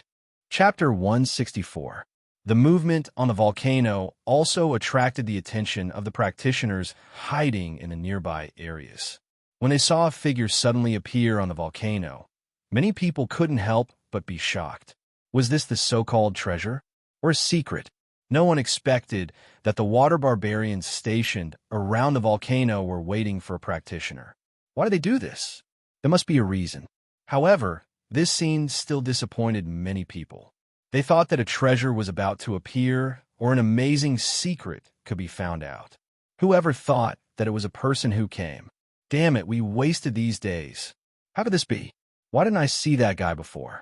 Did he come out from the bottom of the volcano? There must be something hidden in that guy, which the water barbarians are determined to get.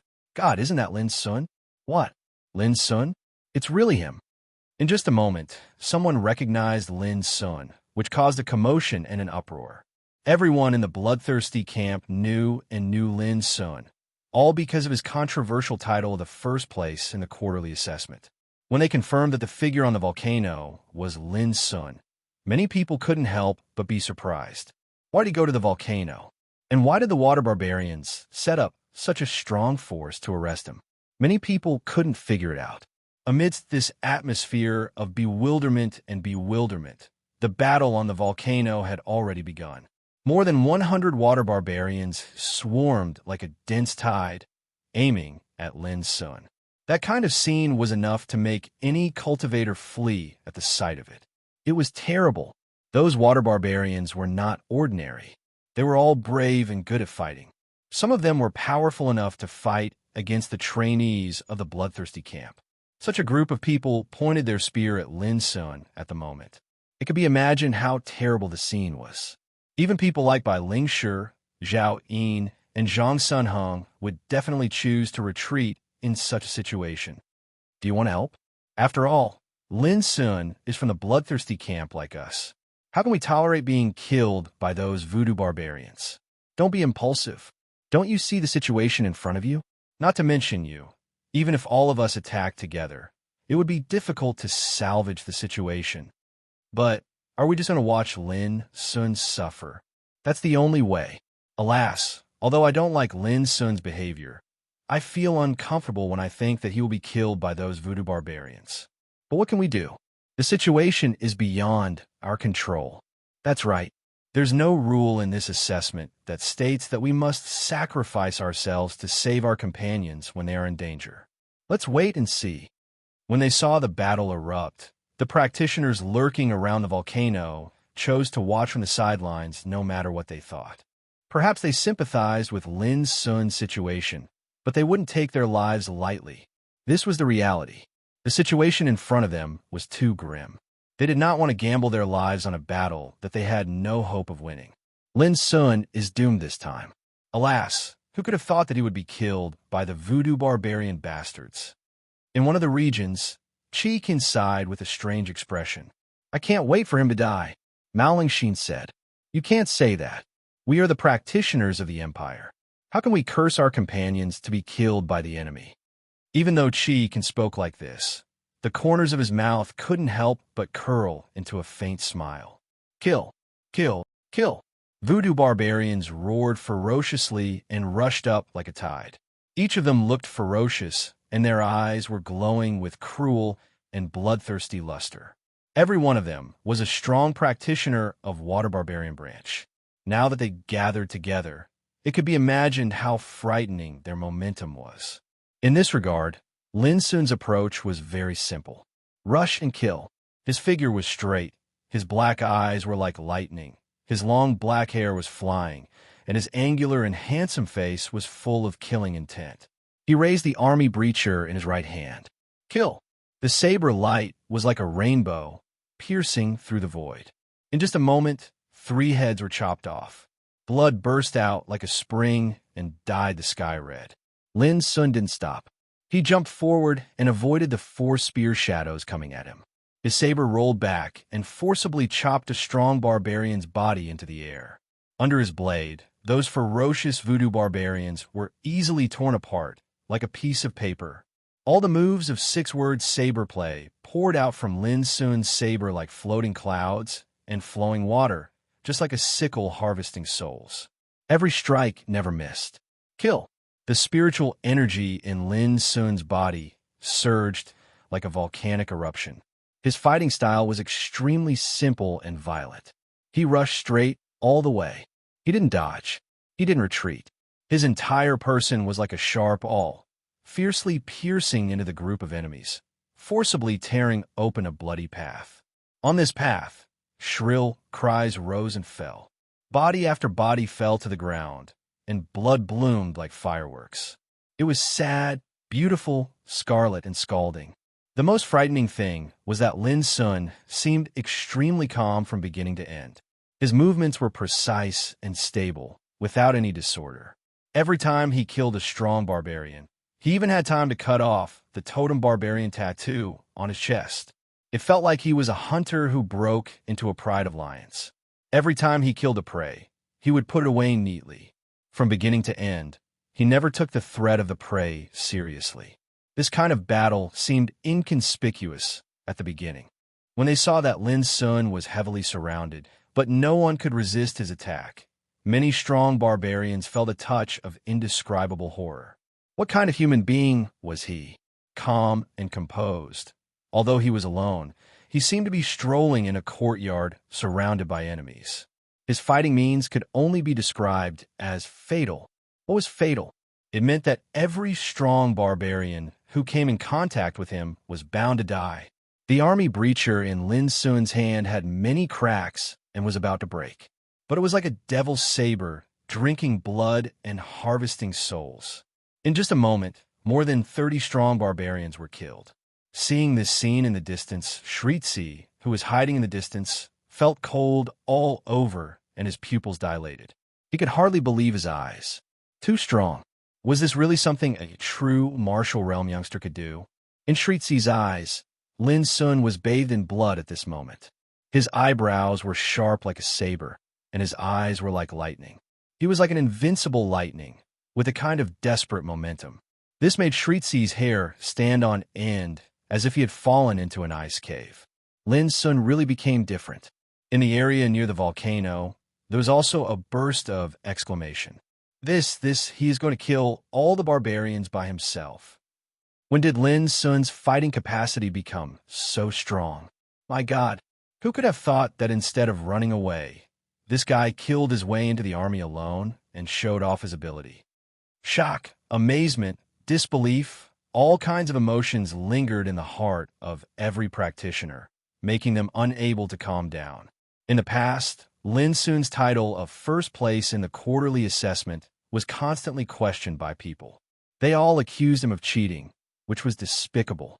Later, in the duel between Lin Sun and Shirao Kun, although Bai Lingshi ruled that Lin Sun won, many people still thought that Lin Sun had an unfair victory.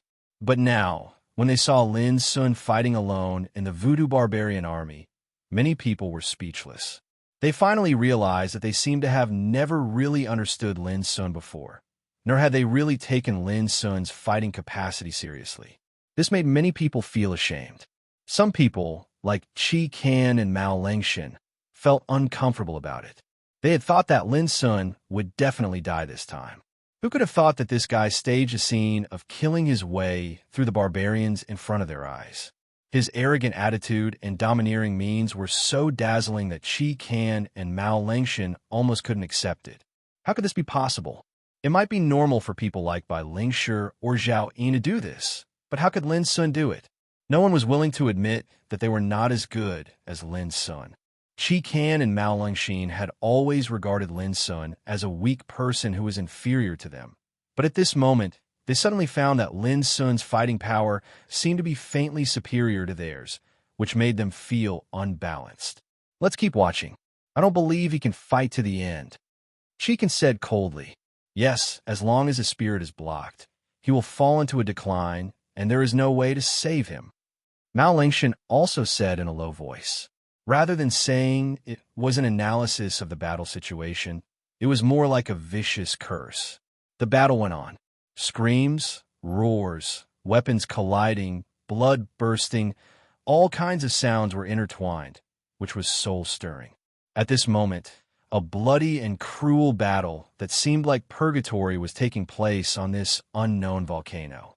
The scorching and crimson-red rocks were smeared with thick blood that couldn't be melted and broken corpses. Lin Sun continued to kill, calm as ever. The surging spiritual energy all over his body seemed to be inexhaustible, which kept him in the peak state all the time. Every attack was shrouded with the shadow of death. Those strong water barbarians finally felt a trace of fear. Their formation began to be chaotic, their fighting spirit began to waver, and their pace of besieging began to slow down. The human teenager in front of them was like an invincible demon. He was unscathed until now, while they had lost more than 50 companions on their side. This was a shocking number, but it was also a heavy price that could make one collapse. Bastard! At this time, do you still want to watch our water barbarians being killed? At the foot of the mountain, Shritzi's sharp and crazy roar came. Before long, groups of figures appeared at the foot of the mountain. They were strong men from other branches of Voodoo barbarian tribe. Fire barbarians, wood barbarians, gold barbarians, earth barbarians. There were more than 50 of them. Chapter 165. The Voodoo barbarian tribe was divided into 9 branches. Every single clan possessed an extremely enormous and terrifying force. The experts within the clan were numerous like the clouds in the sky, and they seemed like 9 small-scale kingdoms. The relationship between the 9 great tribes was extremely complicated. There were competitions, cooperation, mutual deception, and conflicts, but there were also contacts of mutual respect. But no matter what, when facing foreign enemies, even if there was hatred between them, they would choose to cooperate with each other at the first time. This was the foundation of their survival. Otherwise, the entire Voodoo barbarian tribe could not coexist in the Empire of the Dark with the Abyss Devil Spirit and the Cold Cloud Soul tribe, nor could they fight against the entire Xiao Empire until now. So at this moment, when they saw the Water Barbarian branch was finally defeated by a human teenager with an absolute advantage, the strong practitioners of other branches in this area all stood up at the same time. There were more than 50 people, all of whom were elites, and many of them were 9th-level barbarian slaves. When they joined the battle, Lin Sun immediately felt the pressure. His pace slowed down, and so did the speed at which he killed. His originally unstoppable momentum also showed faint signs of being restrained. Boom! A huge sword surrounded by fire chopped down like a fire dragon dancing in the mountains and rivers, with a surging momentum. Whoosh! A golden spear, like a dazzling streamer, flashed a treacherous and sharp cold light. Dong! A huge hammer, like a mountain being swung up, pressed the air and chopped down. Hum! A rope-like black rattan rushed up from the ground, dancing like a poisonous snake, and tied Lin Sun in the void, waiting for the next attack. This series of attacks was completed almost in an instant, from different directions and angles, besieging Lin Sun in the center. Strong practitioners took action. Lin Sun narrowed his eyes, twisted his body, and suddenly retreated 3 steps. He chopped down a black rattan with a saber, and then chopped more than 10 times in a row. Bang, bang, bang, the dense collisions sounded like drum beats. The air exploded, and the terrible airwaves spread, forcing the strong barbarians within a radius of more than 30 meters to retreat. Although he blocked this round of attacks, Lin Sun was forced to retreat 3 steps, which was the first time that he retreated since the battle began. Yeah, he's actually able to block our joint attacks. This kid's strength isn't inferior to Zhao Yin. The male that held the golden spear was shocked. His long hair was suffused with a golden luster, and his eyes were like golden stars that were resplendent and blazing. His name was Rue Huaji, a top figure among the younger generation of the Golden Barbarians. Apart from Rue Huaji, the man with the huge flaming sword was called Payson, the man with the huge hammer was called Min Jiang, and the woman with the rattan was called Hua Tsai. They were the best of the younger generation of the Fire Barbarian, Earth Barbarian, and Wood Barbarian respectively. Coupled with the strong Water Barbarian, Shritzi, who had arrived at this time, it was equivalent to a top figure of the younger generation of the 5 branches. However, at this time, They couldn't do anything to Lin Sun even when they joined hands, which made them feel a chill in their hearts. They knew that this human opponent was very tricky. I don't care who's stronger between him and Zhao Yin. Let's kill him first. Ba Sun shouted, and a huge flaming sword violently swept through the void. That's exactly what I was thinking. Rui Huaji smiled proudly as his golden spear pierced through the air, sweeping out in all directions. Kill! Min Jiang, Huatsai, and Shritzi also took action together. In just a moment, Lin Sun was forced to be dwarfed. He could only defend passively and step back again and again. He looked a little embarrassed and didn't have the invincible posture just now. It was really terrible.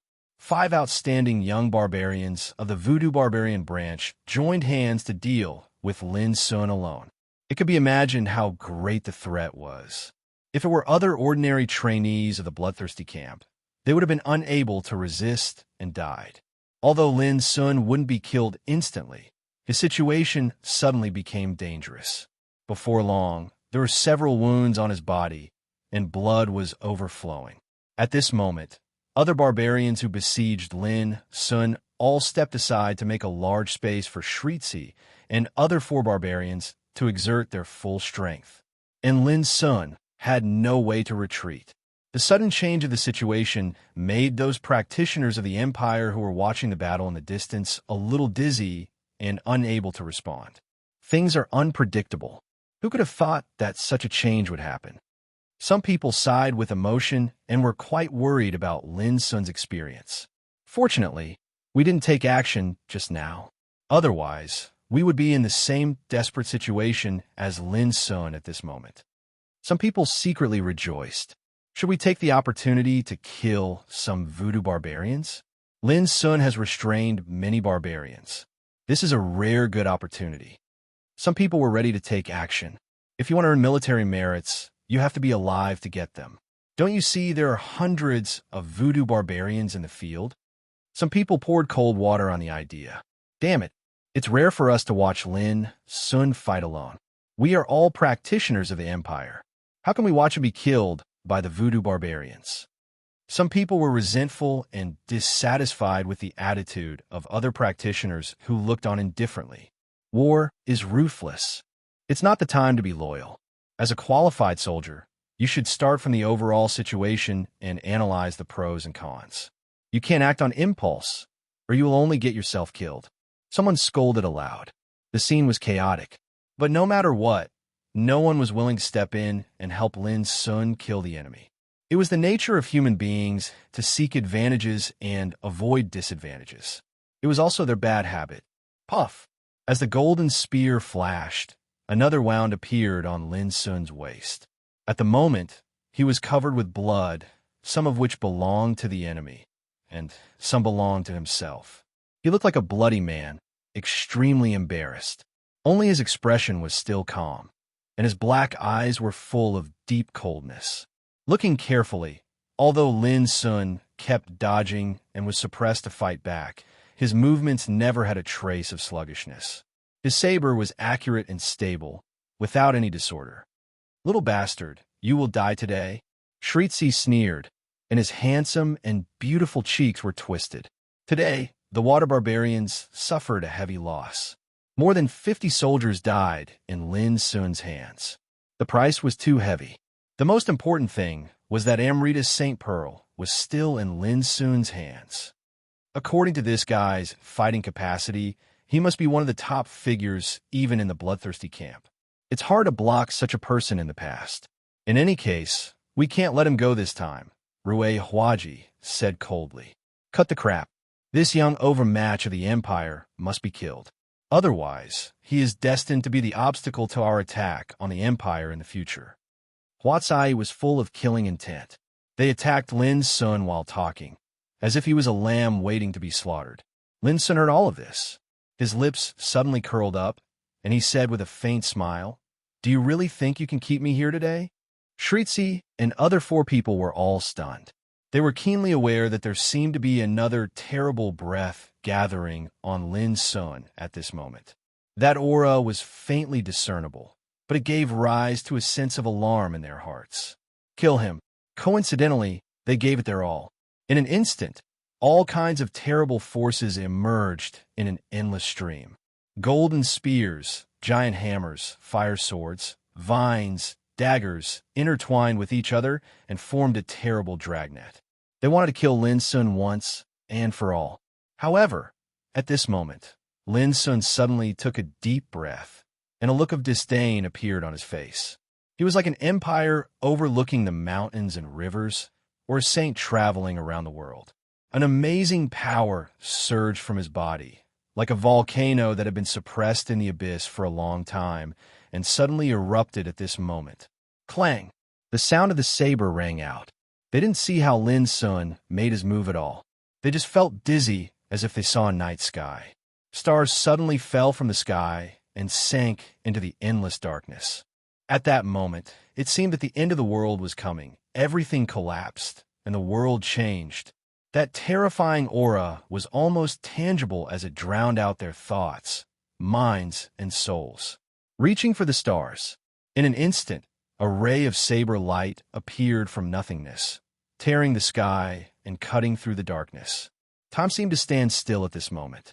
Shritzi saw a sharp head fly up, and his face was full of confusion.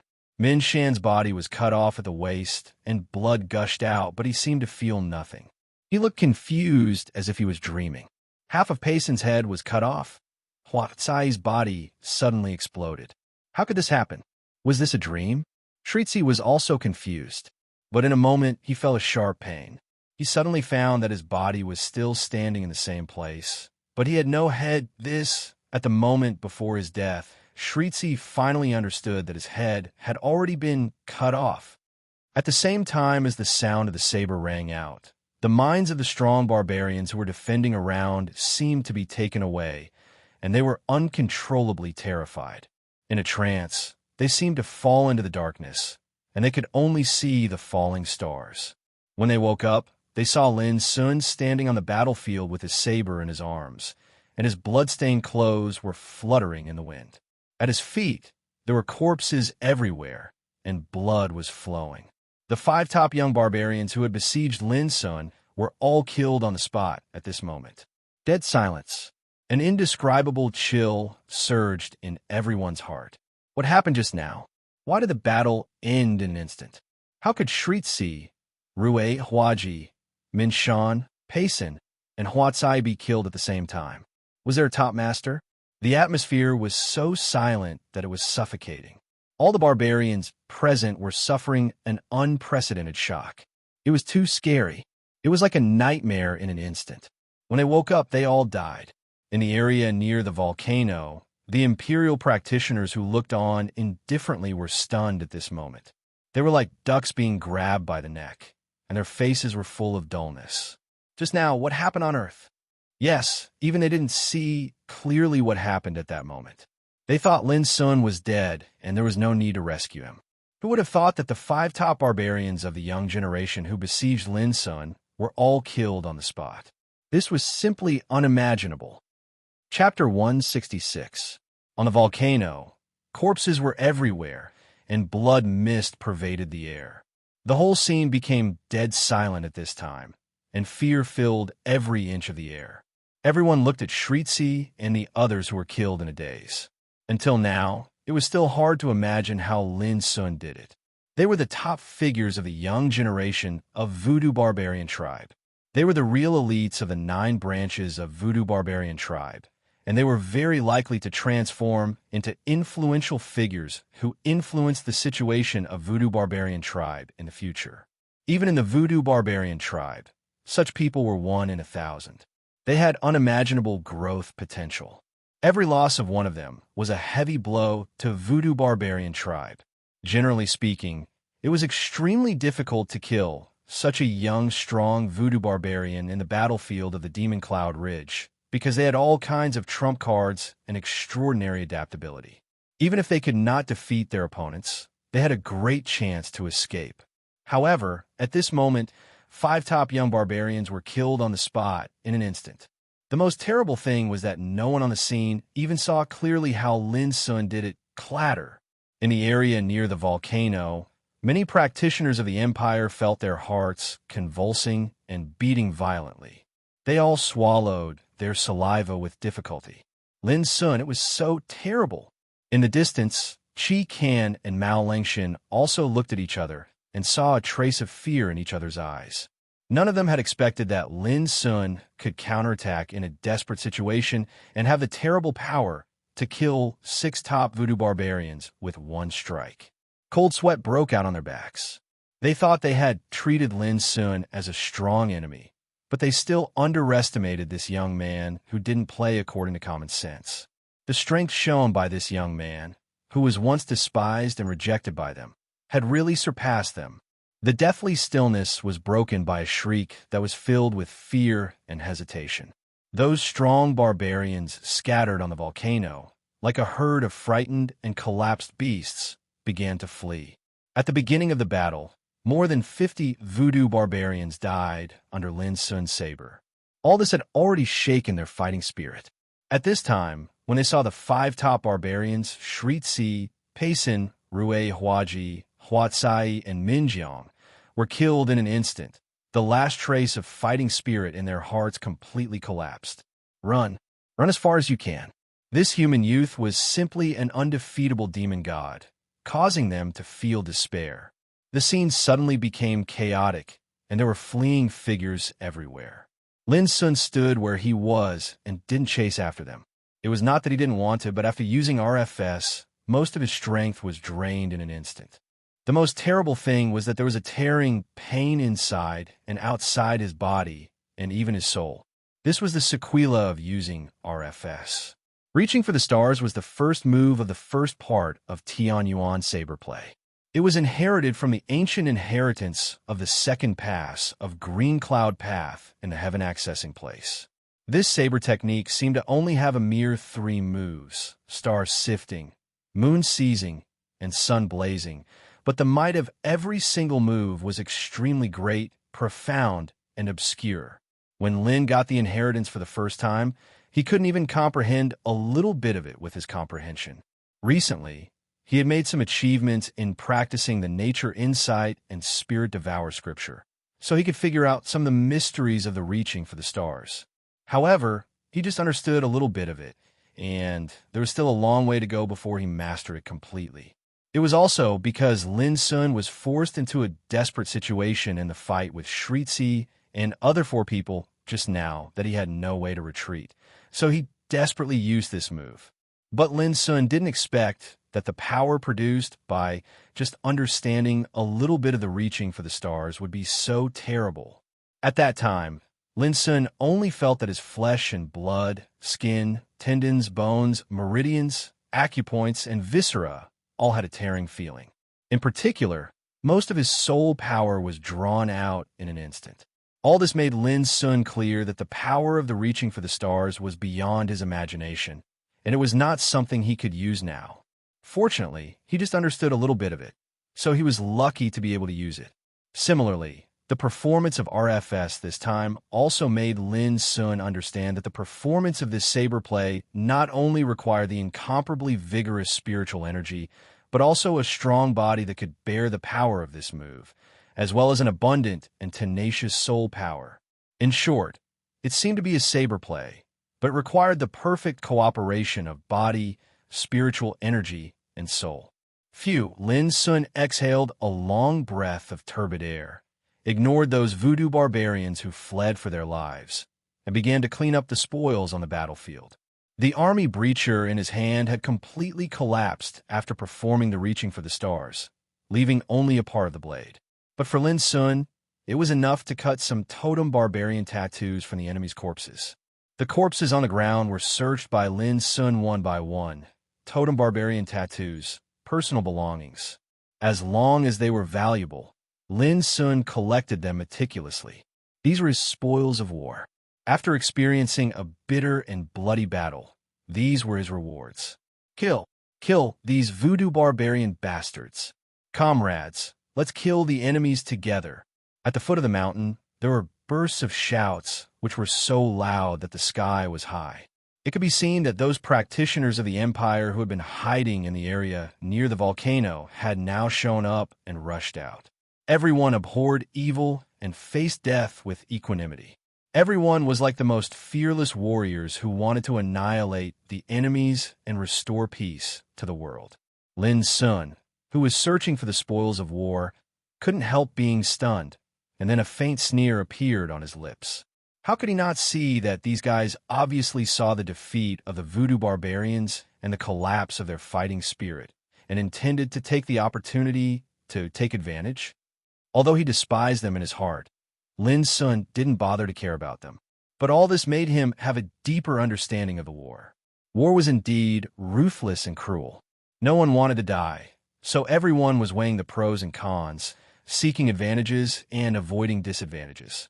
If it was beneficial to them, they would swarm up without hesitation. If it was disadvantageous to them, they would make the cruelest choice based on the overall situation. This suddenly reminded Lin Sun of a sentence recorded in a book called Secret History of the Empire. When the warriors no longer face death with equanimity, but use the pros and cons as a cover to seek advantages and avoid disadvantages, they are no longer qualified warriors. However, Lin Sun thought that the trainees in the bloodthirsty camp couldn't simply be called warriors. Their identities were not simple, and the purpose of participating in the battle was just to pass the assessment of the bloodthirsty camp. Naturally, they wouldn't really regard themselves as warriors who could expand the territory of the Empire and fight the enemies bravely. The fighting at the foot of the mountain continued, but Lin Sun didn't pay attention to it at all. He searched for his spoils of war, but soon he couldn't help frowning.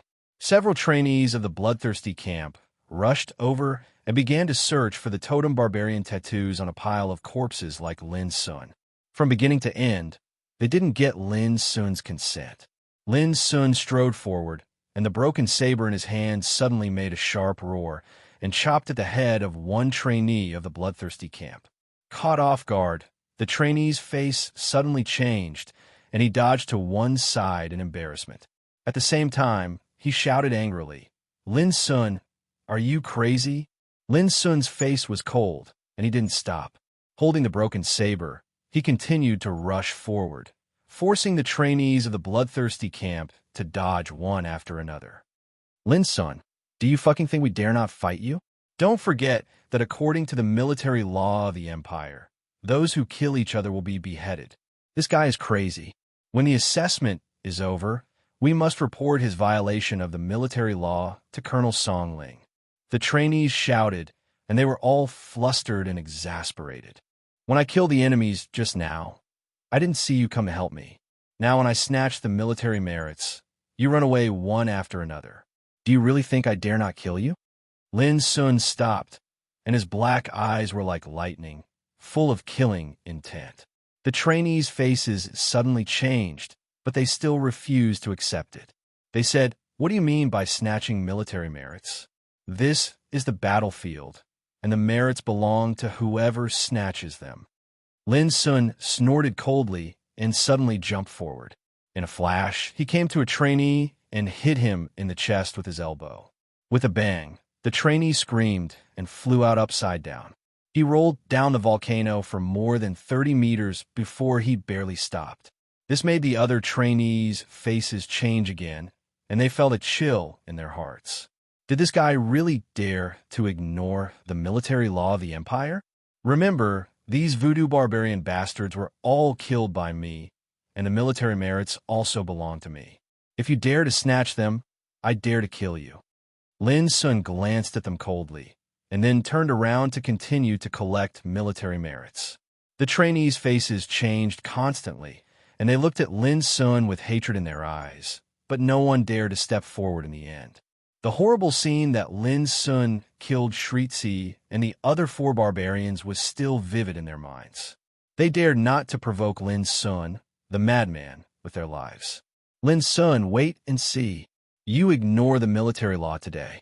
When the assessment is over, you will pay the price for it." They left a harsh word and left angrily. Many practitioners of the Empire in the distance saw all this, and they were all awestruck and extinguished the idea of snatching military merits from Lin Sun. "A bunch of rubbish. Lin Sun sneered in his heart. What violation of military law? He only knew that he had gained a lot of military merits this time. Even if those bigwigs in the Rishar army knew what he had just done, they would certainly not punish him with this excuse. If so, wouldn't it disappoint those practitioners who fought in the bloody battle? Who would fight for the empire in the future if even the military merits were snatched by the practitioners of the same camp? Damn it, Lin Sun is getting more and more arrogant. Does he think that he can be lawless after killing some voodoo barbarian bastards? At the foot of the mountain, Mao Lengshan saw all this and couldn't bear to see Lin Sun's arrogance.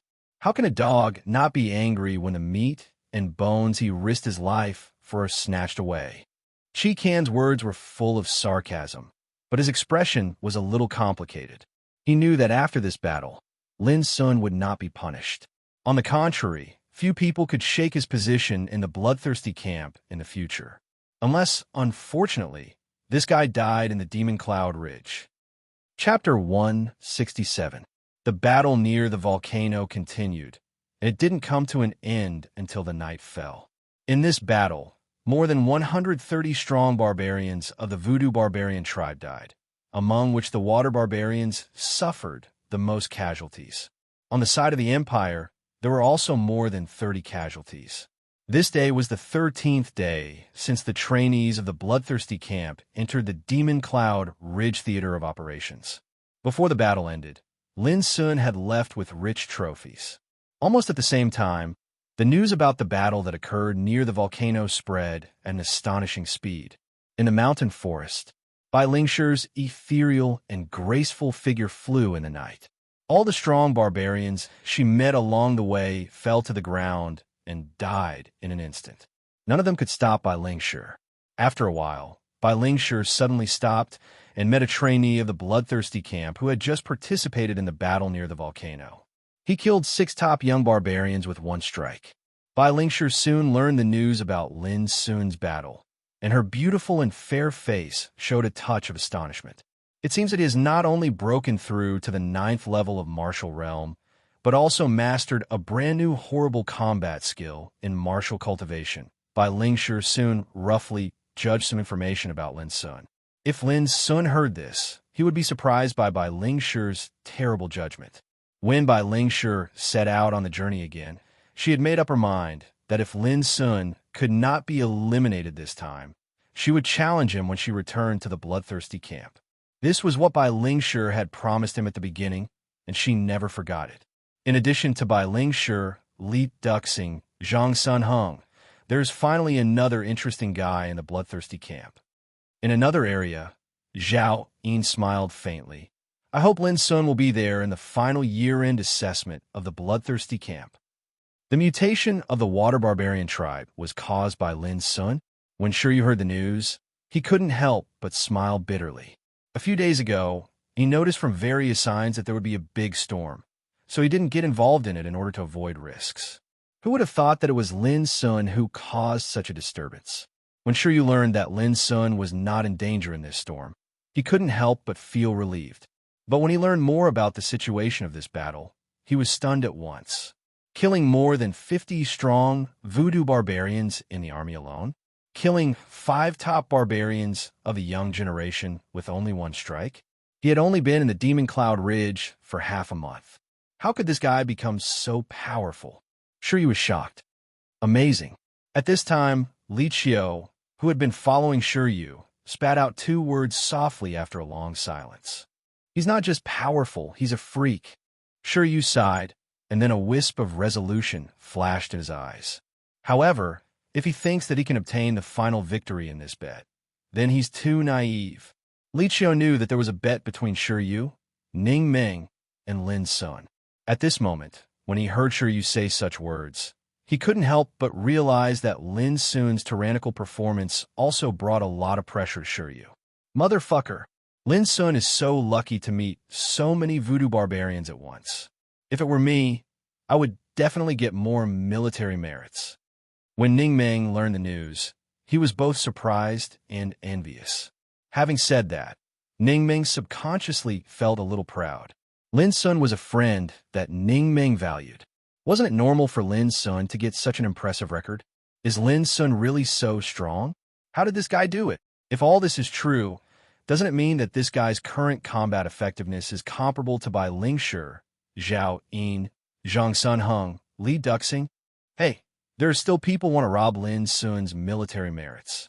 They are blinded by greed, and their hearts are smeared with lard. The rise of this guy is unstoppable. In various areas of the Demon Cloud Ridge, when the trainees from the bloodthirsty camp learned the news, they couldn't help but be shocked and gave birth to various discussions and sighs. The Black Wind Army of the Empire was stationed in the south of the Demon Cloud Ridge. Similarly, the army of Voodoo Barbarian Tribe was stationed in the north of the Demon Cloud Ridge. It was already late at night. In the center of the camp of Voodoo Barbarian Tribe, there was a brightly lit tent, from which came a fierce quarrel from time to time. This was the camp of the Water Barbarian branch. At this time, those who gathered in the tent were all the leading figures of the Water Barbarian branch. Shritsi's death really saddens us, but the most urgent thing is to take back the Amrita St. Pearl, the sacred treasure of our tribe. In the tent, a fierce man with long hair and beard said in a deep voice, which suddenly suppressed all kinds of discussions and attracted many people's eyes to him. This fierce man was called Shui Shinkong, a real big shot with the cultivation of Hercules. His eyes were like a deep blue abyss, surging with frightening luster like the tide. You should know that decades ago, our tribe sent spies to lurk in the forbidden city of Xiao Empire, which cost a lot of financial and material resources of our tribe. Everything was to take back the Amrita St. Pearl. It was not until recently that we succeeded. Shui Shinkong looked cold and said in a deep voice, in order to smoothly transport the treasure back to the tribe, our tribe chose some insignificant pawns to carry the treasure through the Demon Cloud Ridge, in order to avoid the attention of the overmatches of Xiao Empire. Unexpectedly, this action failed in the end. Speaking of this, there was a touch of anger in his voice, which made many strong water barbarians in the field feel a chill in their hearts. But it's not too late to mend the pen after the sheep is lost. As far as I know, the news about the Amrita St. Pearl has not been noticed by the big shots of Xiao Empire. This is our chance. Shui Shinkong took a deep breath, and his eyes were frightening. And it's also the last chance. Boss, we all understand what you mean. What action are you going to take? A strong water barbarian asked.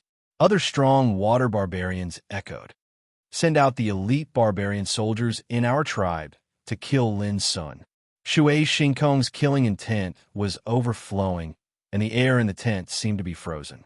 A strong barbarian soldier was comparable to the gang spirit realm in human practitioners. Hearing this, many strong water barbarians couldn't help but be restless. Boss, for hundreds of years, we have reached a tacit understanding with Xiao Empire that the existence beyond the barbarian slave's power is not allowed to enter the Demon Cloud Ridge theater of operations. At the same time, Xiao Empire will not send practitioners of Gang Spirit Realm. If we do this at this time, I'm afraid that it will lead to a strong counterattack from Xiao Empire. A strong water barbarian pondered and was a little worried. Humph, what a bullshit tacit understanding. In order to take back the Amrita St. Pearl, we can ignore everything.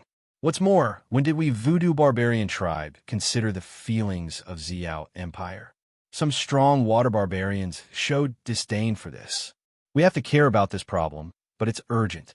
We have to make an exception this time. Shui Shinkong stopped the dispute in the field. Our purpose is to kill Lin Sun and take back the Amrita St. Pearl, so the barbarian soldiers we send this time will not participate in the battle in the Demon Cloud Ridge.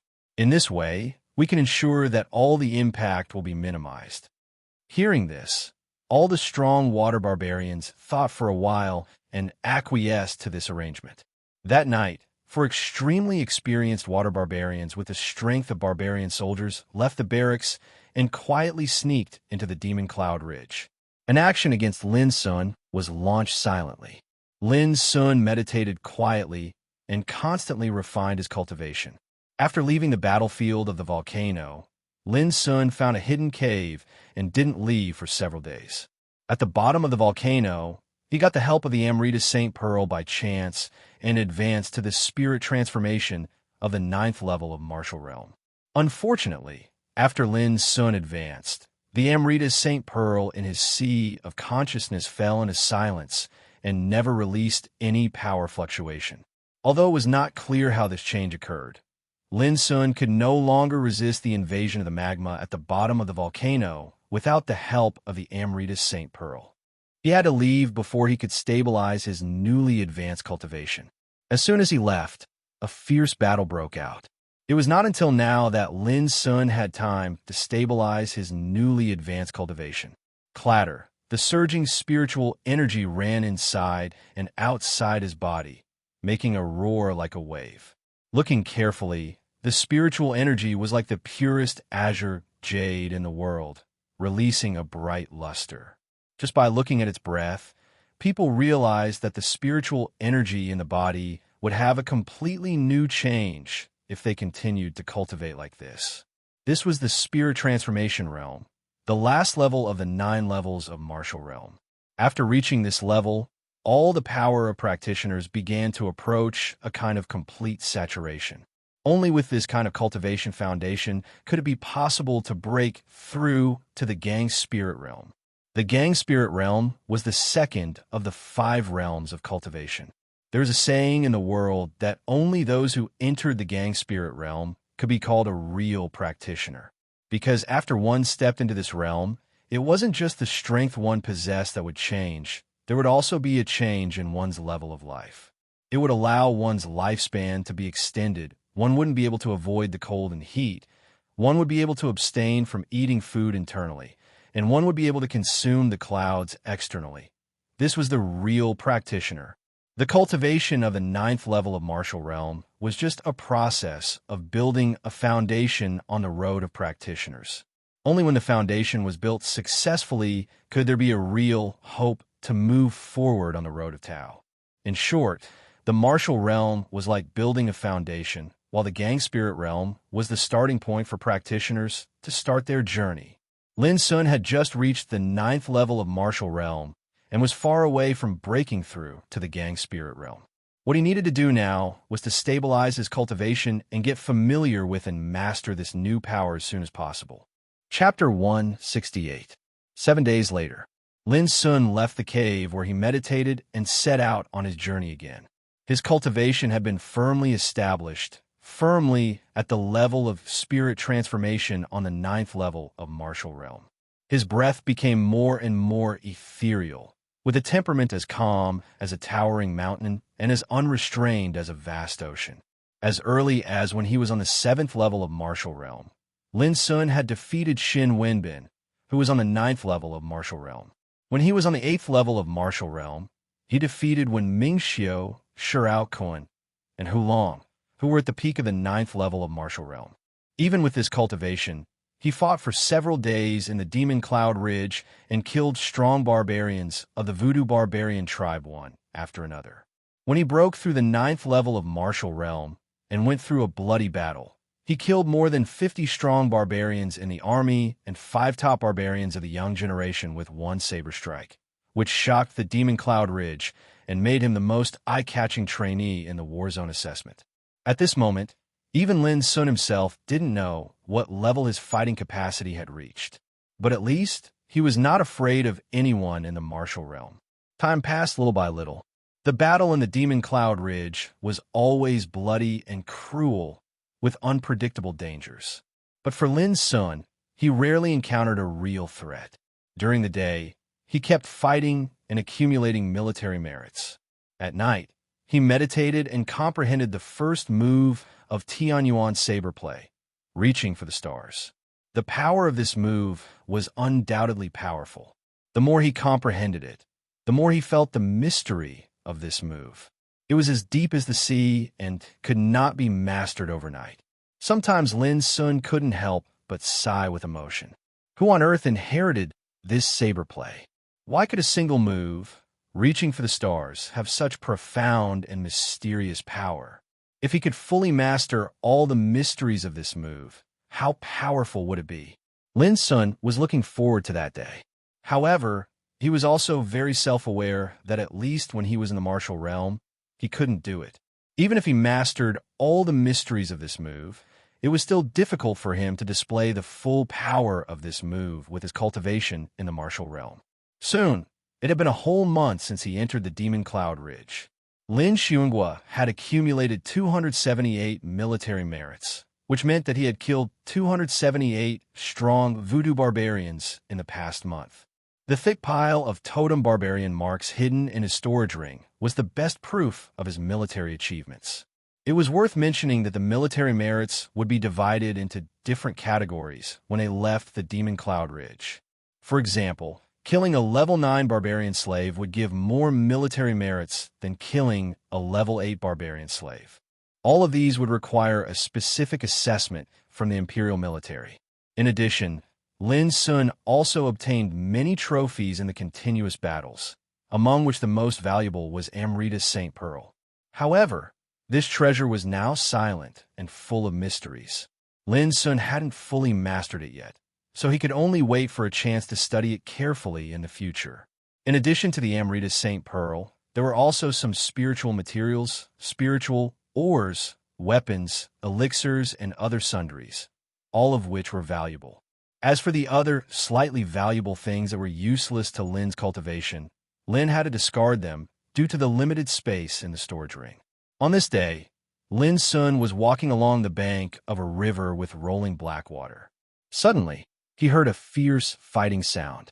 These days, he had encountered such a situation more than once, but he remained calm. His figure flashed gently and approached the place where the battle took place. Soon, Lin Sun saw the battle in a jungle next to the river. More than a dozen strong voodoo barbarians were besieging a man, and there were several dead bodies of voodoo barbarians lying in the nearby area. The battle was very fierce, and it obviously lasted for a long time, leaving the area in a mess, with bloodstains and broken trees and rocks everywhere. To Lin Sun's surprise, the human practitioner who was besieged was Hu Long, a trainee from Camp 39 like Lin Sun.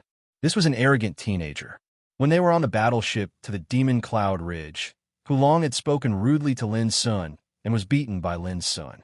Therefore, Lin Sun didn't have a good impression of him at all.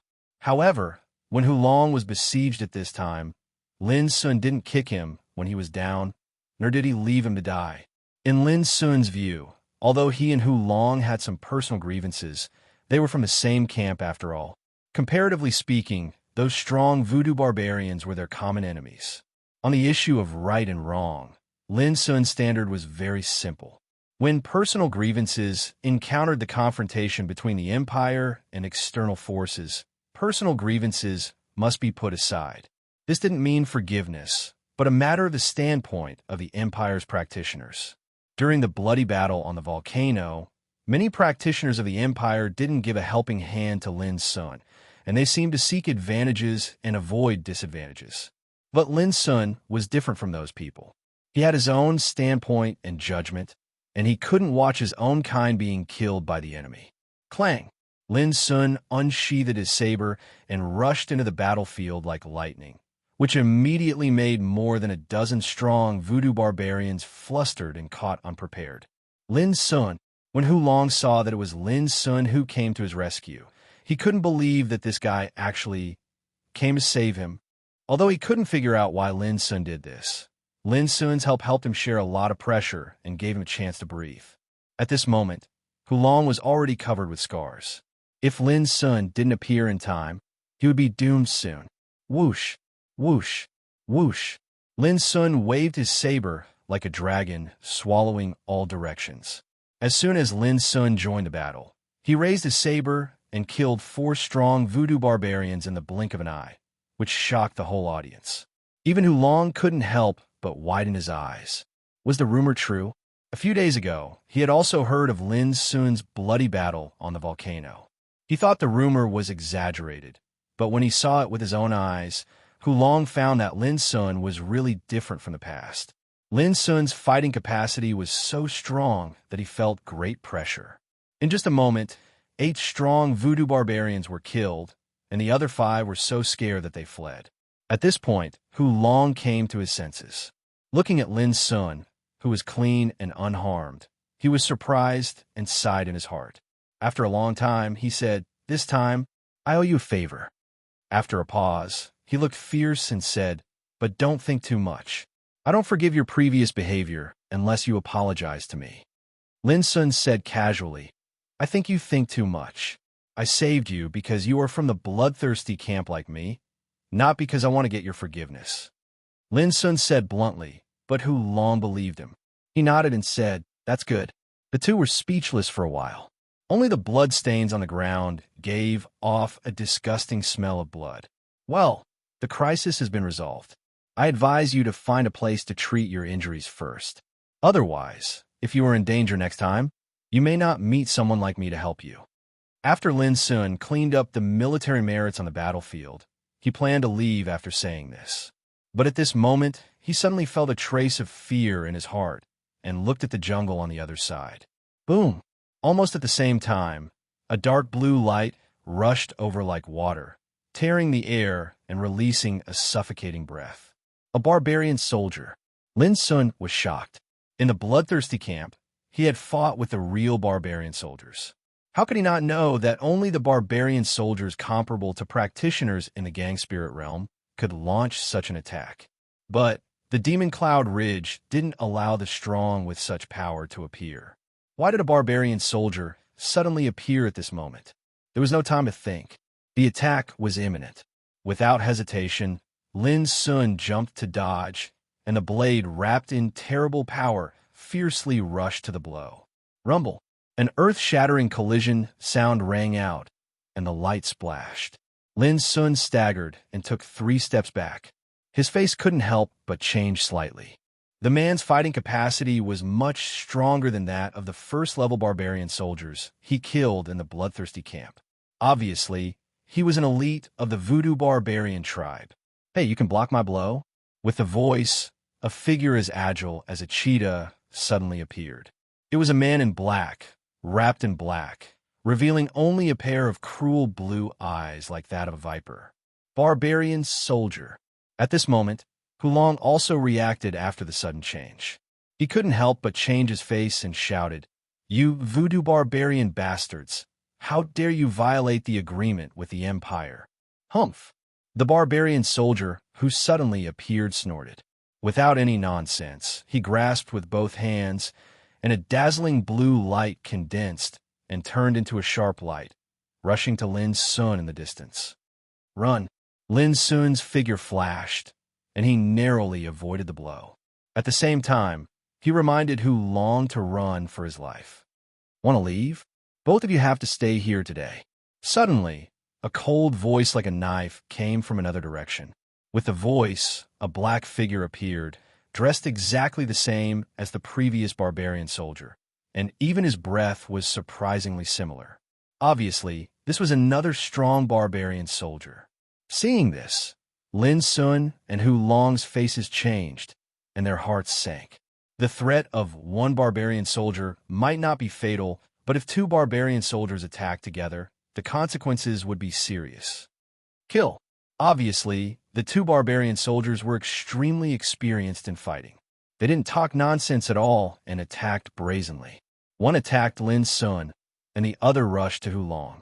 This made Lin Sun judge that the situation had really come to a critical moment. Clang! He took a deep breath, ignored the barbarian soldier, and rushed to Hu Long. At the same time, he raised his saber, making a clear sound. RFS. At this moment, without any hesitation, Lin Sun displayed his strongest means. A blade that seemed to come from nothingness suddenly appeared and tore the darkness apart. Vaguely, there seemed to be stars falling from the sky, as if doomsday was coming. Chapter 169. The sound of the saber was like a tide, with a shocking force that went straight to people's heart. Compared with the first time he used RFS, Lin Sun's RFS this time was different. It was stronger and more frightening than before. This was not just an ordinary martial art.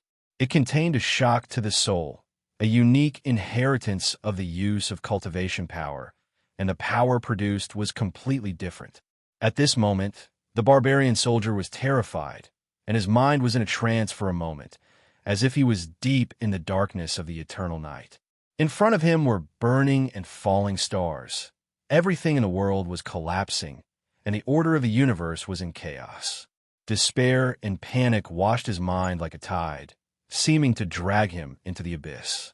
Immediately, a flash of saber light appeared in the darkness. The barbarian soldier only felt a sharp pain all over his body and subconsciously struggled to dodge with all his strength. Puff! A wound so deep that bones could be seen ran down from his chest all the way to his abdomen and waist. Thick scarlet blood gushed out from the wound like a waterfall. Just a little bit more, and it was no different from cutting open the abdomen. The barbarian soldier screamed. Although he dodged the fatal blow, his body fell more than 30 meters away. His face was pale and transparent, as if he had just passed by death. Panic spread all over his body, making him stagnate for a moment, as if he was scared. This blow was so horrible that he was caught off guard, and it caused a certain damage to his soul. He couldn't imagine how a human teenager in the martial realm could display such an unimaginably horrible strike. Third brother, another barbarian soldier, shouted angrily. He had no time to chase after Lin's son and rushed to his injured companion. In this way, Lin's son, who wanted to kill the barbarian soldier in one go, suddenly stopped, knowing that he had missed the opportunity. At this moment, he was gasping for breath, and his face was slightly pale. There was a tearing pain all over his body, which was the sequela of using RFS. But with the last experience, Lin's son did not hesitate to take out some medicinal pellets and put them into his mouth. Then he said quickly, "Go." Hulong let out an "ah," as if he had just woken up from a dream. His whole body was soaked in cold sweat. When the barbarian soldier pounced on him just now, he really suspected that he was going to die soon. But he never thought that Lin's son would help him resolve another disaster in just a moment. The feeling of being dragged back from the brink of death made Hulong shiver all over with fear. "What are you waiting for? Let's go." Lin's son grabbed Hulong's arm and rushed out of the jungle, regardless of whether he agreed or not. Even though he managed to heavily injure the berserker with one strike just now, it was due to the element of surprise. Now that the berserker was on guard, it would be difficult to achieve the same effect again. Most importantly, after using RFS, Lin's son's strength would be drained in an instant. If he continued to fight, he would be no match for his opponent. "You want to leave? Dream on." Suddenly, another burly barbarian soldier appeared on the road in front of Lin's son. All of a sudden, Lin's son's heart fell into a deep valley. He had thought there were only 2 barbarian soldiers, but there was another one nearby. Hulong was also shocked by this sudden scene, and his expression changed. What was going on today? Why did 3 barbarian soldiers appear all of a sudden? Was there any change in the Demon Cloud Ridge? It seems that we really have to fight desperately this time. Lin's son took a deep breath. The seriousness of the situation was completely beyond his expectation, and it was also the real crisis of life and death that he encountered in the month since he entered the Demon Cloud Ridge. One careless move, and he might be killed here. Hulong's expression was uncertain, and his heart was tumbling violently. "Second brother, don't worry about third brother. Let's kill these 2 little guys first." The burly barbarian soldier who had just appeared said in a low voice, his eyes full of cruelty and coldness. As he spoke, he stamped on the ground, and his body drew a residual shadow in the air. Like a black lightning, he rushed over with a rumble. "Go to hell." A bronze spear appeared in his hand, and he thrust it at Hulong. The terrible wind enveloped both Lin and Hulong. This kind of attack was like an inescapable net, locking in all directions, leaving no room for retreat or escape. Lin's son slightly narrowed his eyes, pushed Hulong away, and ran all the strength in his body to condense it into the saber in his hand. Buzz! The sound of the saber rang again, like the roar of a dragon or a tiger, shaking the world. At this moment, Lin Sun's strength seemed to be drained, and he almost couldn't hold on.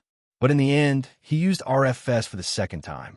The terrible consumption made Lin Sun's face turn pale, and he suddenly coughed up a mouthful of blood. But the effect of this blow was also remarkable. The opponent came fast and left fast.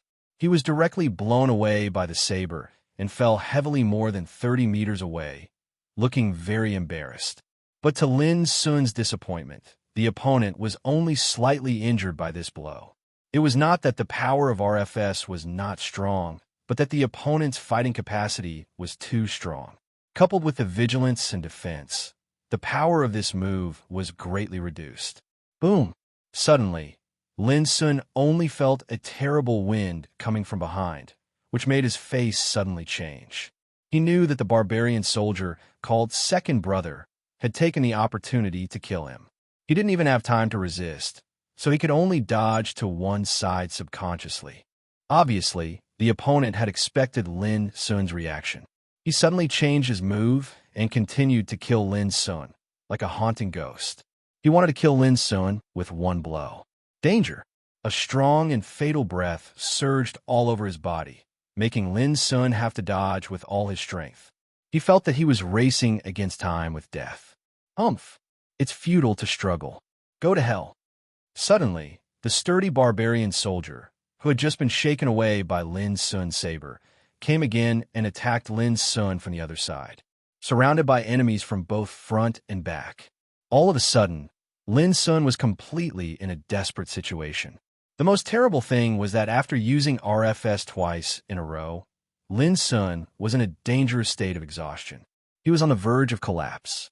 At this moment, not to mention counterattack, he even seemed to be a little weak in dodging. What should he do? Lin Sun gritted his teeth and thought of the whistle hanging in front of his chest. If, before Lin Sun could continue thinking, he heard a sudden roar, "Get out of here!" Out of the corner of his eyes, Lin Sun suddenly saw Hulong, who had been repulsed by Lin Sun. At this moment, Hulong's momentum soared, as if he had changed into another person, and he rushed to Lin Sun. Boom! With only one blow, the second brother, who was chasing Lin Sun, was punched away by Hulong. What? The sturdy barbarian soldier on the other side was stunned and cried out involuntarily, "He has advanced." At this moment, Lin Sun also noticed that Hulong was surrounded by strong gang chi. In an instant, he understood what was going on and couldn't help sighing in his heart. "You voodoo barbarian bastards, go to hell." Hulong's roar was full of anger and hatred. He vented all his anger in the battle like a madman. A moment later, the chest of the barbarian soldier called Second Brother was suddenly smashed by Hulong's fist. He flew backward and died completely, unable to get up again.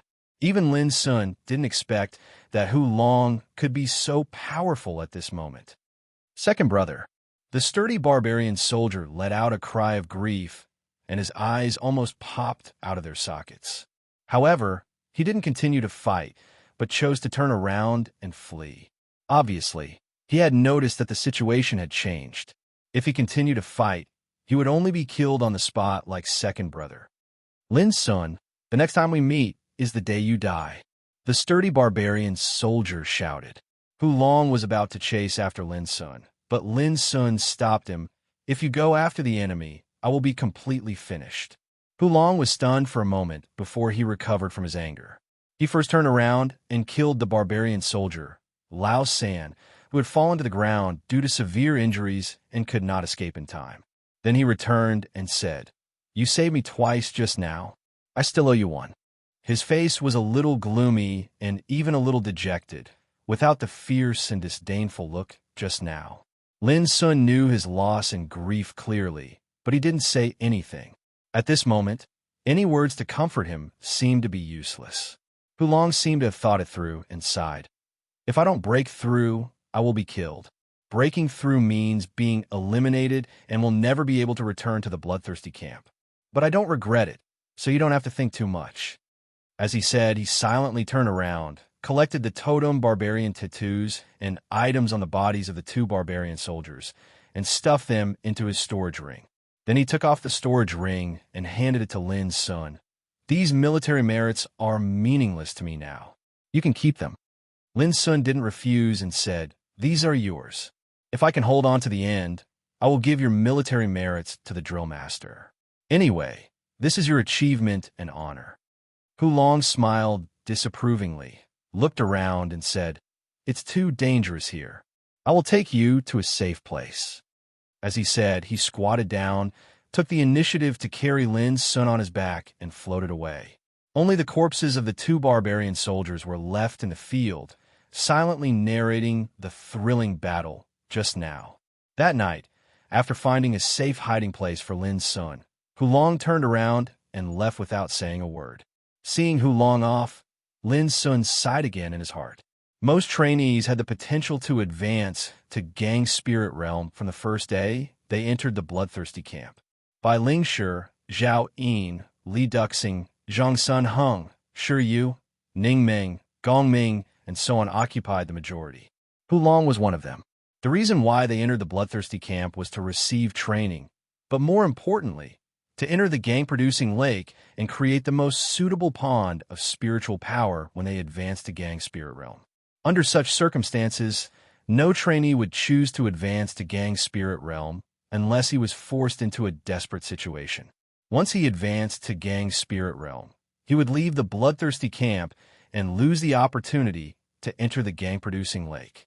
In the previous battle, Hulong chose to make a breakthrough. Although he finally turned the tide and averted the danger, he was no longer qualified to continue the assessment in the Demon Cloud Ridge, and it was impossible for him to return to the bloodthirsty camp in the future. This was the price to pay for advancing to Gang Spirit Realm. Lin Sun felt sorry for Hulong. Perhaps there were some contradictions and conflicts between them before, but after a bloody battle side by side, these contradictions had long dissipated with the wind. This was what men were like. After fighting together, they were no longer enemies. What was more, there was no deep hatred between them before. Without too much emotion, Lin Sun began to meditate. He needed to seize all the time to restore his strength. However, there was always a doubt in his heart. The three barbarian soldiers obviously came for him. Was it all because of the Amrita's Saint Pearl? Chapter 170. Divine Treasure. For a treasure to be crowned with such a title, it was naturally impossible for it to be an ordinary item. For the first time, Lin Sun deeply realized that the Amrita's Saint Pearl he got by chance absolutely hid amazing secrets. This could be seen from the battle that had suddenly occurred today. Lin knew that he had to hurry to restore his strength. Because of the Amrita's Saint Pearl, the enemy would never give up. In other words, the enemy would definitely come again. This time, there were three barbarian soldiers with extremely terrible fighting capacity. What about the next time? Just thinking about it, Lin knew how dangerous his situation was at the moment. Hulong left the Demon Cloud Ridge. After hesitating for a long time, he decided to go back to the camp of Rishar army first. It was late at night, but Song Ling didn't sleep. He was reading the battle report, which briefly recorded some situations in the Demon Cloud Ridge. It was not comprehensive, and most of it described some abnormal movements of voodoo barbarians. Since the trainees of the bloodthirsty camp entered the Demon Cloud Ridge for the assessment a month ago, such battle reports will be sent back every 3 days. The purpose was very simple: to nip a problem in the bud and avoid a sudden danger, causing a devastating blow to the trainees of the bloodthirsty camp. Death was allowed in the assessment, but abnormal death was absolutely not allowed. Every trainee of the bloodthirsty camp had an extraordinary background. It could even be said that they were the young, elite force cultivated by the great forces of the Empire. Their identity, status, and aptitude were all the best. For the Empire, every loss of such trainees might mean the loss of a top overmatch who could be the mainstay of the Empire in the future. Therefore, for this assessment, which seemed to be only a training action for the young people, in fact, no one dared to take it lightly. When Hulong came to visit, Song Ling just finished reading the battle report in his hand. At the first sight of Hulong, Song Ling knew that the teenager had been eliminated. Because he had been promoted, Song Ling couldn't help frowning. It was not a big deal to be eliminated. As long as they didn't die, with the help of the great forces behind these trainees, even without the training of the bloodthirsty camp, they could still grow into giants in the future. But Hulong came to visit late at night after being eliminated. Was he unwilling to admit defeat? But soon, when Hulong told him about the battle that happened today, Song Ling finally realized that he guessed wrong. Berserker, Song Ling's expression turned grim. There are 3 barbarian soldiers, and their fighting capacity is not comparable to that of ordinary barbarian soldiers. We have killed barbarian soldiers when we were training in the bloodthirsty camp, but compared with these barbarian soldiers, the 3 barbarian soldiers today are obviously stronger and more terrible. Hulong looked serious. Otherwise, I wouldn't have been forced to advance. Song Lin narrowed his eyes. He knew that the other party had no reason to lie to him. This problem was indeed very serious. The sudden appearance of 3 extremely powerful barbarian soldiers to besiege 2 trainees of the bloodthirsty camp seemed very abnormal. According to the tacit understanding reached between the Empire and the Voodoo barbarian tribe, such a force was absolutely not allowed to appear in the Demon Cloud Ridge. What made Song Ling most intolerable was that Lin Sun was involved in this battle. Many days ago, Song Ling also learned about the bloody battle on the volcano from the battle report and some rumors about Lin Sun. Song Ling was in charge of the assessment of the trainees of the Camp 39. He didn't have much impression of Lin Sun before, but after this battle, Song Ling completely realized that Lin Sun was definitely a teenager who was not weaker than by Ling Shi, Zhao Yin, Li Duxing, and Zhang Sunheng. Such a person was destined to make outstanding achievements in the future. Now hearing that Lin Sun was almost killed, Song Ling couldn't help but be shocked and realize the seriousness of the problem. Can you determine their identities? After a moment of silence, Song Ling asked in a low voice. Hulong was stunned and seemed to realize something. His face changed slightly, and he said, "They're all strong water barbarians." A cold light suddenly appeared in Song Ling's eyes. "You also feel that something is wrong?" Hulong nodded. When Lin Sun fought with those strong voodoo barbarians on the volcano, most of them were strong water barbarians. Song Ling stood up and said, "This question is a little unusual. Wait here. I want to meet General Wu Xinglia." Wu Xinglia, the commander of the Empire's Rishar army, who had been on the battlefield for hundreds of years, had a brilliant record and a great reputation. Seeing this, Hulong finally knew that he seemed to have come to the right place this time. "Lin Sun, I've done what I should do. I don't owe you anything in the future. I hope you can leave the Demon Cloud Ridge alive," Hulong murmured. That night, Wu Xinglia, the commander of the Rishar army, issued an order to send 10 strong practitioners of Gang Spirit Realm to sneak into the Demon Cloud Ridge to investigate the situation. 3 days later, Lin Sun woke up from meditation. More than half of the elixirs and spiritual medicines he had plundered these days had been consumed. He couldn't help it. Last time he used RFS twice in a row, which almost squeezed out all the strength inside and outside his body. If he wanted to recover completely, he naturally needed a lot of elixirs and spiritual medicines. To Lin Sun's surprise, after recovering his strength this time, another soul star was lit in his sea of consciousness, which meant that his soul power was stronger than before. At the same time, he had a further understanding of the mystery of RFS. This was the benefit of fighting. The fiercer the fight, the more potential a practitioner could bring out. The benefits gained through experience couldn't be achieved by building a cart behind closed doors. Without any delay, Lin Sun set out on his journey again. But compared with the past, he became more careful. A few days ago, although 2 of the 3 barbarian soldiers were killed, a more powerful one escaped. In order to recapture the Amrita St. Pearl, the barbarian soldier would definitely not give up. Under such circumstances, Lin Sun had to be more cautious. As time went by, Lin Sun killed 1 voodoo barbarian after another along the way, but he didn't meet any barbarian soldier from beginning to end. If it were other practitioners, they would definitely think that the barbarian soldier had given up, but Lin Sun didn't think so. On the contrary, the more it was like this, the more vigilant Lin Sun was. He even suspected that there was a well-prepared conspiracy waiting for him. More than 10 days later, Lin Sun had just killed a team of more than 10 voodoo barbarians and was about to find a place to rest. Suddenly, he felt a chill in his heart and stopped. Almost at the same time, a figure as thin as a spear appeared. It was a young man in an imperial military uniform, with a unique badge representing the Rishar army on his shoulder. The young man wasn't handsome, but he had a firm and indomitable temperament, as well as a resolute and cold aura. In his hand, there was a corpse. When Lin Sun saw the corpse, his black eyes suddenly narrowed, and he was a little surprised. The corpse was the burly barbarian soldier who escaped last time.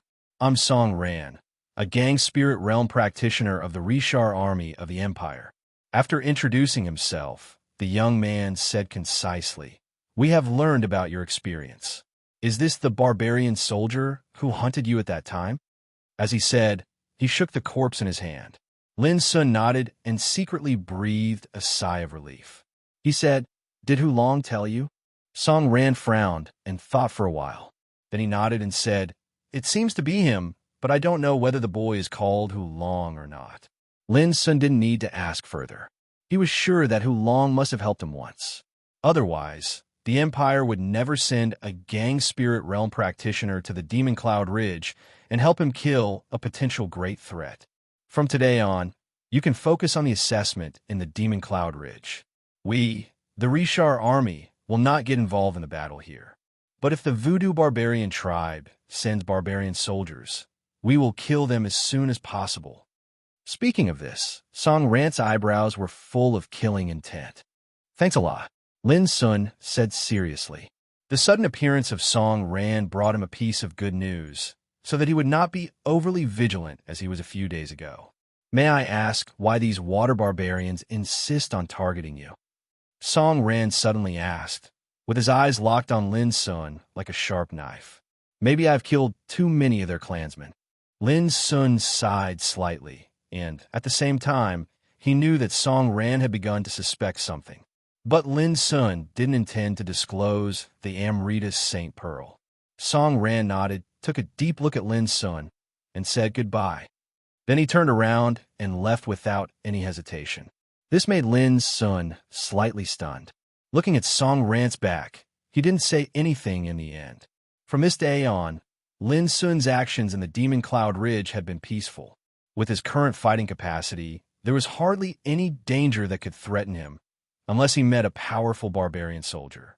Although the appearance of Song Ran had completely killed the burly barbarian soldier, Lin Sun's heart still palpitated faintly. It seemed that there was an invisible eye staring at him in the dark. This feeling was extremely uncomfortable. Lin Sun also tried to use many means to test it, trying to find out the cause of this palpitation. But he got nothing in the end. This made Lin Sun dare not relax his vigilance. This was not because he was too suspicious, but from an instinctive intuition. Since practicing meditating magic and lighting up the spiritual stars in the sea of his consciousness, Lin Sun had an extremely sensitive intuition for danger. He believed that his intuition would not be wrong. It was under this pressure that Lin Sun unexpectedly lit up another spiritual star in the sea of his consciousness when there were only 20 days left in the assessment. His soul power improved twice in more than a month. This achievement made Lin Sun realize that the most effective way to practice meditating magic was not only meditation, but also some dangerous environment to oppress and temper. After his soul became stronger this time, the palpitating feeling lingering in Lin Sun's heart finally became a little clearer. This change made Lin Sun no longer take chances. He completely judged that the water barbarian branch still posed a threat to him. From this day on, Lin Sun suddenly changed his way of action. He came to a deep area of the jungle and built a hut for himself. No matter day or night, he stayed in the hut all the time. He didn't leave for several days, nor did he hunt to collect military merits. It seemed that he was going to live there in seclusion. Chapter 171. The jungle was very dangerous, with poisonous insects and many ferocious and bloodthirsty beasts. But it was quiet around the hut, as if the beasts lurking in the jungle all smelled the danger around the hut and didn't dare to invade it. This silent atmosphere lasted for 7 days. On this day, on a ghost banana tree near the hut, dense dark gray leaves like sharp claws were swaying in the wind. A strand of sparkling and translucent dewdrop slid down from the treetop. At the instant it fell to the ground, the dewdrop lightly trembled before swiftly transforming into mist. The mist started to silently spread out and gradually formed the outline of a slender figure. Everything was quiet. Not a single sound was made. The slender figure stood under the ghost banana tree, quietly staring at the hut located 30 meters away. He was dressed in black, and his slender body was like a vertical blade, revealing only a pair of demonic and cold blue eyes.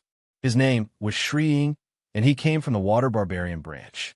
There were 4 water barbarians who were sent to the Demon Cloud Ridge to assassinate Lin Sun. 2 of them were killed by Hulong, and the other one by Songran. The only one left was Shreeing. Shreeing was good at hiding, and his fighting capacity was also the strongest among the 4 water barbarians. He had been targeting Lin Sun since more than 10 days ago. But now there were some strong practitioners in the gang spirit realm of the Empire in the Demon Cloud Ridge, so Shreeing didn't dare to attack Lin Sun. He followed Lin Sun all the way, looking for opportunities. He knew that if he failed this time, he would never get the Amrita St. Pearl back. Therefore, Shreeing never had any carelessness, even if his target was just a young man on the 9th level of martial realm. What surprised Shreeing was that Lin Sun suddenly changed his behavior 7 days ago and built a hut in the depths of the jungle. Since that day, Lin Sun had never stepped out of the hut. This made Shreeing confused. What did Lin Sun want to do? Shreeing couldn't figure it out. Because of this, he didn't dare to act without authorization. He had been observing in secret, trying to grasp the exact movement of Lin Sun. But after waiting for 7 days, Lin Sun never walked out of the hut, which completely exhausted Shreeing's patience. So today, Shreeing decided to carry out an assassination. If he found something wrong, he would retreat immediately. At this moment, Shreeing was standing there. There seemed to be ripples of airflow around him, which blended perfectly with the surrounding mist and air. It was hard to detect his existence with the naked eye. Without any hesitation, once he decided to take action, Shreeing abandoned all distractions in his mind. His footsteps were like a ghost, and he suddenly swept toward the thatched cottage in a weird arc. From afar, it looked like a cloud of mist drifting towards the thatched hut in the breeze, not making a single sound. Arriving in front of the hut, Shreeing sensed with rapt attention. There was no sound in the hut. He couldn't help but feel suspicious. Could it be that the target has already left without anyone noticing? But in the end, a cold light flashed in Shreeing's eyes, and he decided to take action. He couldn't wait any longer. There had to be a result today. Boom! The door of the hut was broken. Sawdust splashed everywhere. The water eagle had already rushed into the hut at an incredible speed. Almost at the same time, Shreeing released the power that he had accumulated for a long time. A long and narrow saber saw appeared in his palm. The saber saw splashed in all directions, covering the whole hut. He used all his strength in this strike without reservation. He was confident that even a strong practitioner in the gang spirit realm couldn't resist this strike. But to Shreeing's surprise, the hut was empty, and there was no trace of the target at all. The hut was narrow and had no windows.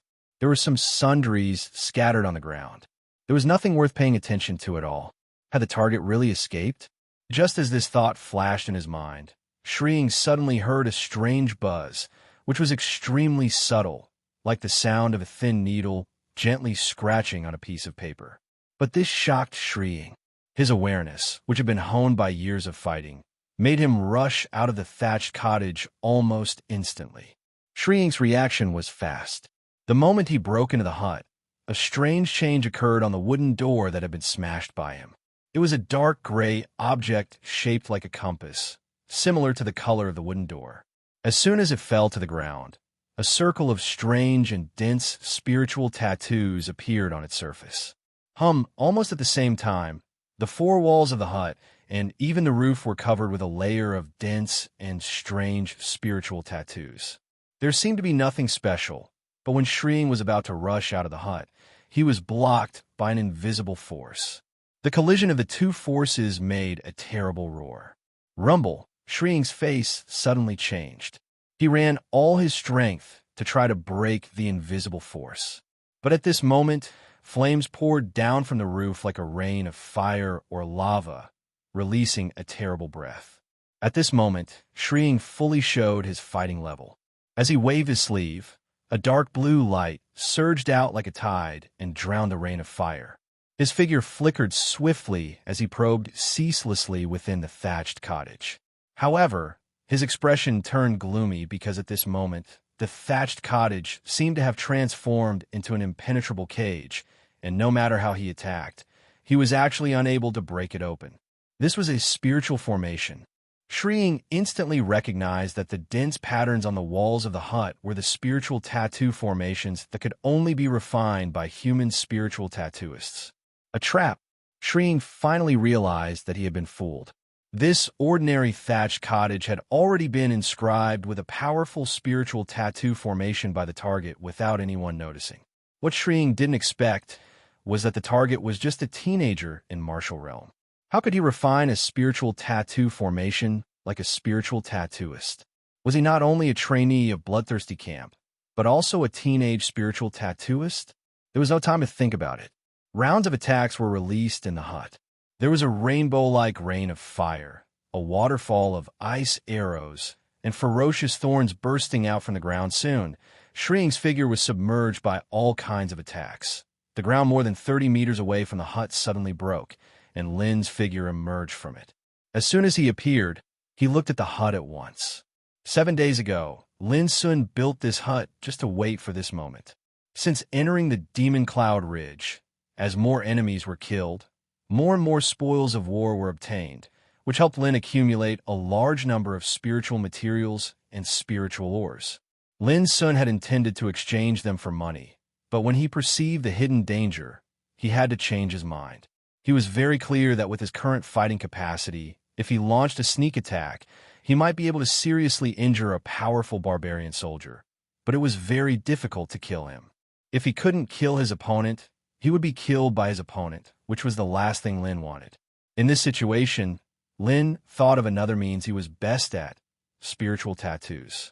Lin Sun had never refined a spiritual tattoo formation before, because his spiritual perception and cultivation were not strong enough to support him at that time. After all, generally speaking, those who could refine a spiritual tattoo formation were all spiritual tattooists above Gang's spirit realm. But Lin didn't reach Gang's spirit realm, and he didn't have any experience of refining a spiritual tattoo formation before. But this time, when he was forced to the limit, Lin could only try his best and take a risk. So these days, he used all the spiritual materials and spiritual ores he collected to make an inscribing pen and spiritual ink for himself, and spent all his efforts on refining a spiritual tattoo formation. Lin was not a stranger to spiritual tattoo formations, and he was very familiar with them. He could think of hundreds of different spiritual tattoo formations in an instant with his eyes closed. What he lacked was the process of refining by himself. For this action, although Lin was determined to go all out, he didn't have much hope of success at all. It was even to the extent that he was prepared to fail. But what Lin didn't expect was that he really succeeded at the end of the first spiritual tattoo formation. Just like when he refined the flaming spirit saber, he succeeded at once. What was different was that this time he refined a spiritual tattoo formation that he had never tried before. This surprised Lin himself, and he couldn't believe it. But no matter what, he did succeed. He refined a small purgatory spiritual formation of 5 elements in the hut.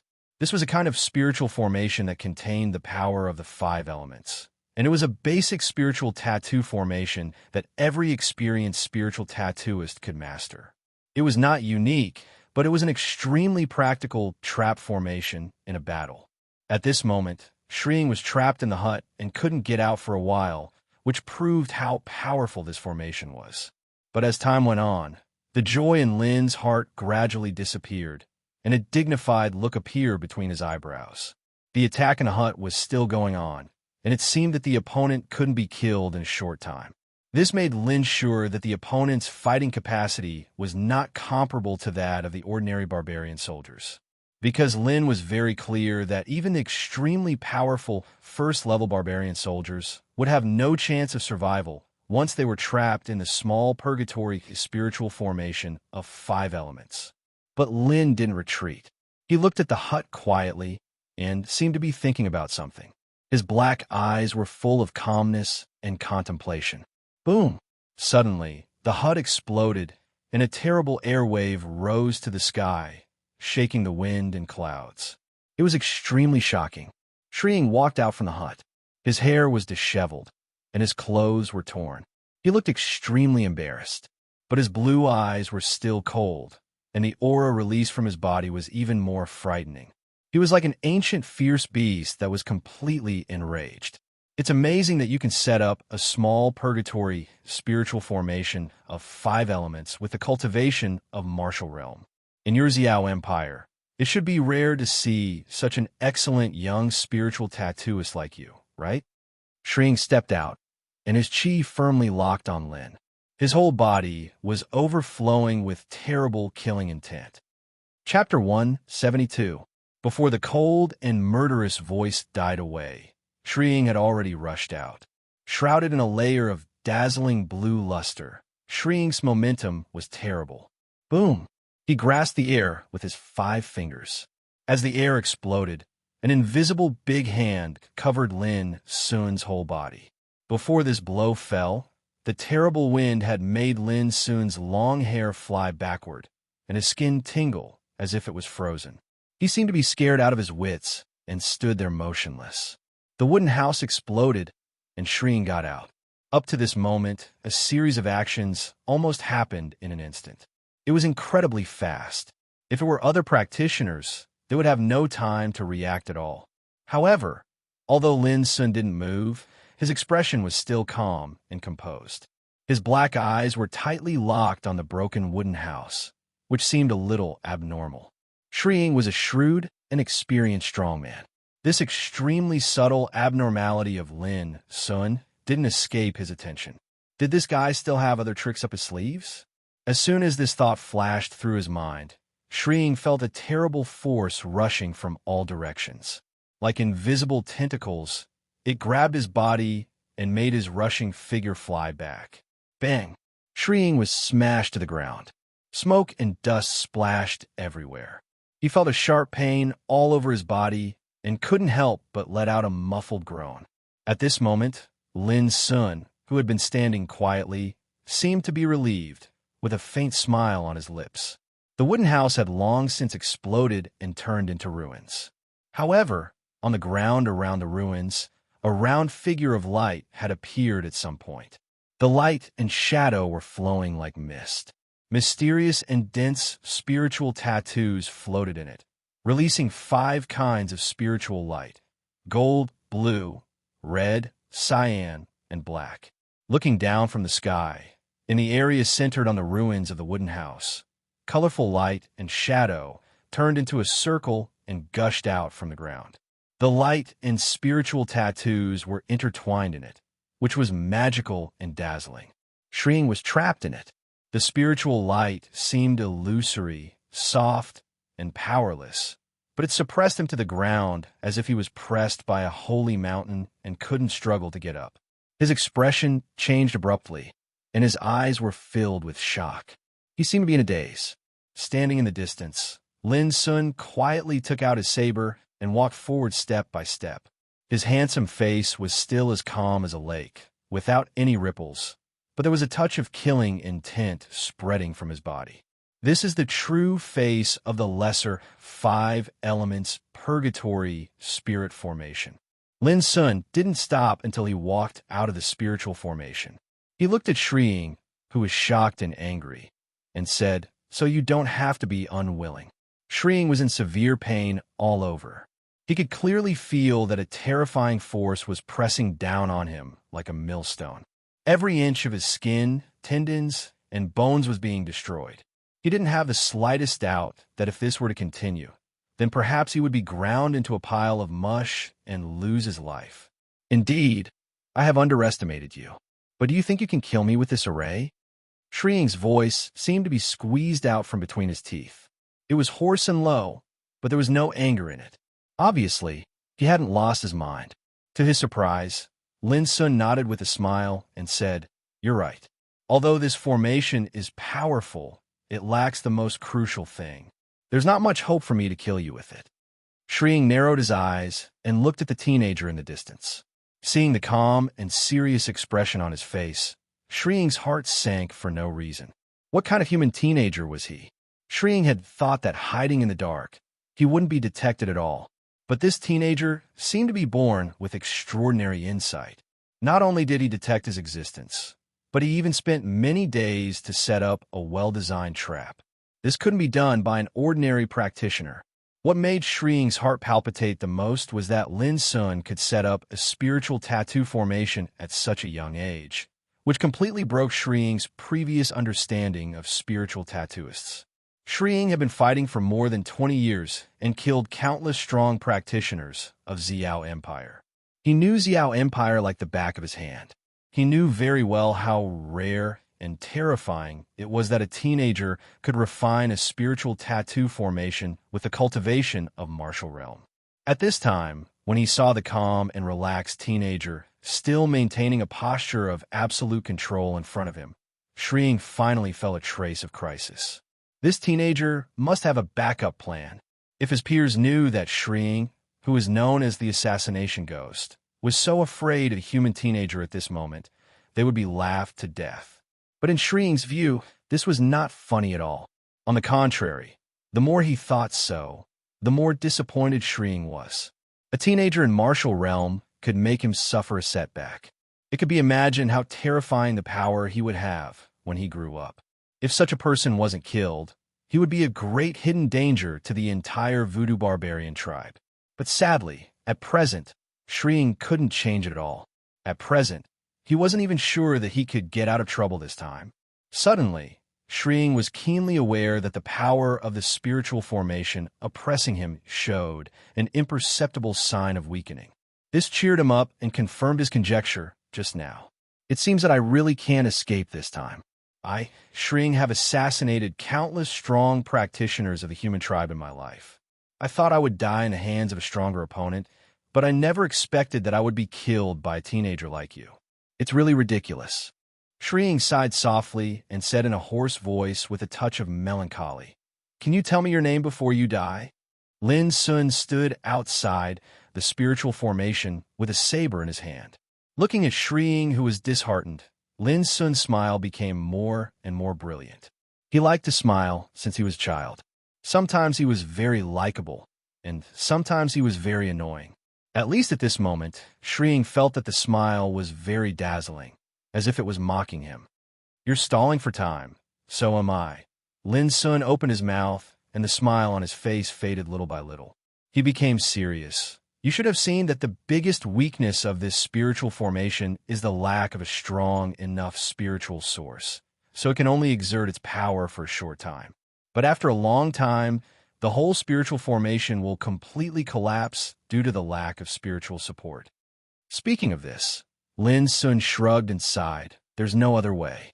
There is no spiritual crystal as a spiritual source in the Demon Cloud Ridge, so I can only use some elixirs to make up for it. At present, this spiritual formation is really useless. In another 5 minutes, no, in 3 minutes, you can get out of here with your strength." As Lin Sun's voice sounded, Shring's face became gloomy little by little. His thoughts were unceremoniously exposed by Lin Sun, which made him a little confused about Lin Sun's real intention. "What on earth do you want to do?" Shring couldn't help asking. He knew it was a stupid question, but he couldn't stand the feeling of being led by the nose. "Of course, the ultimate goal is to kill you," Lin Sun said without hesitation. "Only in this way can I carry out the assessment with peace of mind in the next half-month. Are you sure you can kill me when I get out of here?" Shring stared into Lin Sun's eyes, as if he wanted to see through his real thoughts. "Of course," Lin Sun answered casually. "If I didn't want to kill you, I would have enough time to escape from here the moment you were trapped in the hut, and I could get the help of the practitioners and gang spirit realm of the Empire as soon as possible, so that I wouldn't be in any danger again." Shring's heart sank, and he said, "So, the reason why you stay is that you have the means to kill me?" Lin Sun thought for a while and shook his head. "I can't be too sure until the last moment." At this moment, Shring suddenly raised his head, and a touch of coldness and cruelty burst out of his blue pupils. "Let me ask you one last question. Is the Amritas St. Pearl still in your hands? Lin Sun smiled. This is what you care about most, right? Shriing nodded. Clang! Lin Sun suddenly raised the saber in his hand, making a clear sound. Then I'll tell you after I kill you. Shriing's pupils shrank, and a strong sense of uneasiness emerged in his heart. He estimated that it would only take him more than 10 seconds to break this damn spiritual formation, but he never thought that Lin Sun would suddenly attack at this moment. Could it be that this guy had calculated the time precisely? Buzz. Before Shriing could think more, a strange sound of saber suddenly rang in his ears, like a raging wind and thunder, making Shriing's soul tremble. In a trance, Shriing seemed to see stars falling from the everlasting night, the sky falling, the earth cracking, and everything collapsing. It was like doomsday. The deadly sense of danger stimulated Shriing's pores. He didn't know where he got the strength from, but he let out a roar. He suddenly broke the layers of spiritual light oppressing him and struggled to get up. You, a human bastard, want to kill me? With a cold voice, Shriing mobilized all his strength. His whole body seemed to be burning, and his momentum was terrible. The illusion in front of him disappeared instantly. Finally, he saw Lin Sun's saber coming at him. A cruel smile appeared on his lips, and he didn't hesitate to hit Lin Sun with his palm. But, to Shriing's surprise, although the small purgatory spiritual formation of 5 elements couldn't hurt him, it suddenly exploded at the moment of his attack. Boom! The dazzling spiritual light was like a volcanic eruption, steaming up terrible air waves, sweeping over a radius of 300 meters. The surrounding rocks and trees were pulverized in an instant, and Shriing was completely submerged in it. At the moment when the spiritual formation exploded, Lin Sun had dodged to the distance. Standing in the distance, looking at the scene of the explosion, Lin Sun still held the saber in his hand and didn't relax at all. Chapter 173. Among all known spiritual formations in the world, there was no possibility of self-explosion as long as they were set up successfully, no matter low or high level, big or small. This was the common understanding of cultivation. However, there's also a special situation, and that was any defective spirit array that was not successfully refined would almost all self-destruct. The power of self-explosion was terrible. Ordinary spiritual tattooists would be extra careful when making spiritual formations, and even take many careful and rigorous defensive measures. And the higher the level of the spiritual formation, the more terrible the power of self-explosion. In the history of Xiao Empire, there were more than one unfortunate case of spiritual tattooists being killed by the self-explosion of a spiritual formation. The small purgatory spiritual formation of 5 elements Lin Sun made was very unique. It was a successful defective spiritual formation. It was successful because it had all the power of the small purgatory spiritual formation of 5 elements. It was said to be defective because almost all the spiritual materials and spiritual ink used by Lin Sun to refine this formation had different defects. He had no choice. These spiritual materials and spiritual inks were all collected from the corpses of his enemies. There are many kinds of them, useful and useless. It was not easy to use them to refine a spiritual tattoo formation. Even for some spiritual tattooists, without sufficient spiritual materials, they didn't believe that anyone could refine a spiritual tattoo formation with some incomplete spiritual materials. There was only one reason. Each spiritual tattoo formation required different spiritual materials and spiritual inks because of the different spiritual tattoos it contained. Not all spiritual materials and spiritual inks could be used to refine various spiritual formations. For example, this minor 5 elements purgatory spirit formation required more than 130 types of spirit materials. The spirit ink it also required dozens of types of spirit materials to smelt. These spiritual materials were all specially refined for this formation. Under such circumstances, it could be imagined how incredible it was for Lin Sun to use some spiritual materials with various defects to refine this formation. But the most incredible thing was that he succeeded in the end. It was a miracle. At least if other spiritual tattooists in the world knew about it, they would be shocked and dumbfounded. But for Lin Sun, he felt it was normal because he had seen Master Lu do it before. It was his first time refining a spiritual tattoo formation that surprised Lin Sun.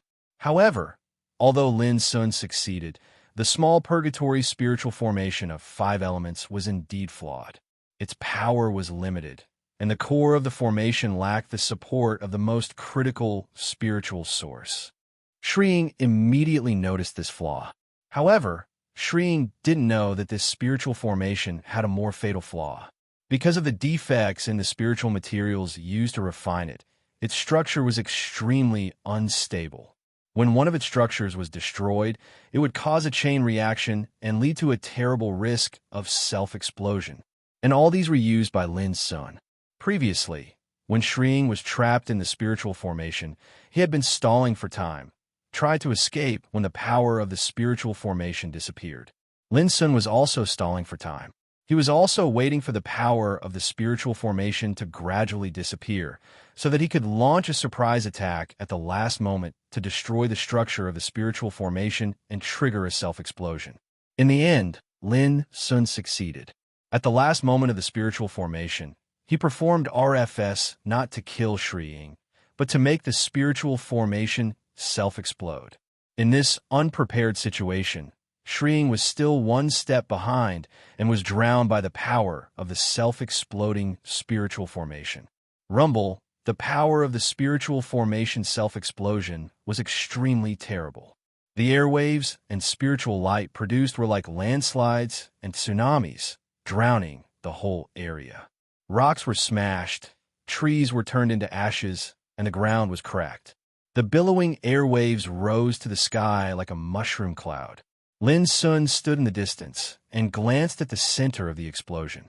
Until now, he didn't hear any scream, which was a bit abnormal, unless Shri had died at that moment. But obviously, for a master like Shri, the probability of this happening was extremely small. Suddenly, a strand of black light shot out explosively from the wave of flames, and it was like a bolt of lightning that tore through space and arrived swiftly before Chen Shi. Fast. Incredibly fast. If Lin Sun had been completely relaxed just now, he would never have been able to avoid this blow. However, even if he didn't relax a bit, Lin Sun was still a little unprepared when the blow came suddenly. It was too fast and too sudden. With a bang, Lin Sun barely had time to put his saber in front of him to defend himself. Then he felt a terrible force hit him hard. At that moment, Lin Sun's arms shook violently, and his bones were almost broken. His whole body flew out uncontrollably and fell more than 30 meters away. The piercing pain made his face pale, and he coughed up a mouthful of blood. The power contained in this blow was so terrible that Lin Sun couldn't help but change his face and feel a little heavy in his heart. Until now, he saw clearly that the black light was a strange black animal tooth about the size of a thumb. Its surface was smooth and translucent, like the purest obsidian, full of frightening luster. Lin Sun raised his head and looked at the place where the spiritual formation exploded. He saw a figure staggering out of the flame. It was Shri, but at this moment, his body was badly mutilated, and his bones could be vaguely seen. No intact skin could be found. The whole person was like a rag riddled with holes. He staggered, and his blue eyes were full of hatred and unwillingness. He stared at Lin Sun in the distance, as if he couldn't wait to eat Lin Sun alive. Lin Sun endured the severe pain and climbed up, clenching the saber in his hand. I didn't expect that you could arrange such a spiritual formation. Once a spiritual tattooist like you grows up, you are destined to be a shadow over our voodoo barbarian tribe and cause unimaginable disasters. Today, I must kill you. Shri's voice was extremely hoarse and resentful, but his figure was swaying like an oil lamp that would go out with a blow. No matter how fierce his words were, he didn't sound threatening at all. Lin Sun squinted and looked at Shri carefully. Seeing Shri walking step by step, Lin Sun suddenly raised his eyebrows and took out a short crossbow from his sleeve. Bang! Lin Sun pulled the trigger without hesitation. A rain of arrows poured out like a rainstorm, making a sharp whistling sound. Shring obviously didn't expect that Lin Sun would be so cautious at this time. He couldn't help letting out a resentful roar. Boom! He suddenly pressed his hands together in the air, and a dark blue barrier of light surged out and blocked the rain of arrows. But this strike had already exhausted the last trace of his strength, and in the end, his figure shook before falling to the ground with a thump. Damn it! This was the last sound of Shring before he died, full of unwillingness. Lin Sun stood still for a moment until he was sure that Shring was dead. Then he relaxed and gasped for breath. If he hadn't killed Shring with the short crossbow, he might have been killed by Shring's counterattack before he died. All this also made Lin deeply realize that when the enemy hadn't fallen down yet, any slight relaxation might lead to an unpredictable disaster. Without any hesitation, Lin Sun stepped forward with his saber and cut off the broken and blurred totem barbarian tattoo on Shring's chest. Then he unceremoniously stabbed Shring's heart with a knife. Unfortunately, there was nothing on Shring except the totem barbarian tattoo. Lin Sun couldn't help but smile bitterly. After spending so many days and carefully preparing so many means, he finally killed a terrible barbarian soldier. Who would have thought that what he got back was just a broken totem barbarian tattoo? However, when Lin Sun was about to leave, he suddenly remembered the strange black and translucent animal tooth. Lin Sun walked back and picked up the animal tooth from the ground. When he was about to look at it carefully, an earth-shaking roar of a beast suddenly sounded in his mind. There was a kind of terrible power that went straight to the heart, which made Lin Sun's soul buzz and made him feel dizzy and frightened. But in just a moment, the terrible roar disappeared, which almost made Lin Sun think that he had just had an illusion. He couldn't help looking at the black animal tooth in his hand, but he couldn't find any clue and couldn't judge what kind of fierce beast it was. Lin Sun thought for a while and finally put away the black animal tooth and turned to leave. There was only half a month left before the war zone assessment. No one knew that Lin Sun had killed a barbarian soldier whose fighting capacity was beyond imagination. Lin Sun didn't intend to mention it to anyone else. Just like that, the curtains fell on this matter quietly. For Lin Sun, the death of Shring completely solved the last worry in his heart. In the following time, he resumed his previous action pattern. During the day, he searched for the traces of the enemy and killed them. And at night, he found time to recover his strength. Everything in the Demon Cloud Ridge seemed to be the same as before. But for those trainees of the Bloodthirsty camp who carried out actions in different areas of the Demon Cloud Ridge, the remaining half a month had become the key moment to determine the outcome and whether they would be eliminated or not. The atmosphere was very tense. Every trainee no longer reserved his strength. Bloody killings were staged one after another in the Demon Cloud Ridge. Naturally, injuries were inevitable. We failed completely. In the military camp of the Water Barbarian Branch in the north of the Demon Cloud Ridge, Shui Shinkong let out a sigh. The atmosphere in the tent was oppressive and silent, and every water barbarian looked gloomy. Shring and the other three went out together, but all of them died. What's more, this had aroused the vigilance of the overmatches of the Xiao Empire, which made them send many overmatches into the Demon Cloud Ridge. Under such circumstances, it was obviously impossible to send overmatches to assassinate Lin Sun. Boss, the training of the trainees of the Bloodthirsty camp is coming to an end. Are we going to give up the sacred treasure? A strong water barbarian asked unwillingly. No, it won't end like this. Even if we fail this time, there will always be opportunities to catch the boy named Lin Sun in the future. We must. Shui Shinkong took a deep breath and looked through the tent gate at the Demon Cloud Ridge shrouded in the night. His voice was resolute and powerful. Chapter 174. When the day of the War Zone assessment came to an end, it rained in the Demon Cloud Ridge. The continuous rain couldn't wash away the thick blood on the ground. The smoke of war reached an unprecedented tragic state on this day.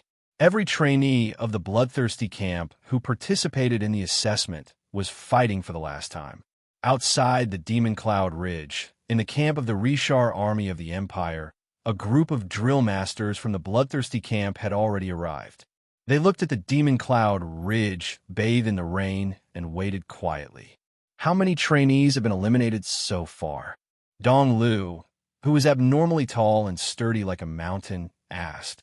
117 people. More than half of them were forced into a desperate situation. They had no choice but to make a breakthrough and were eliminated.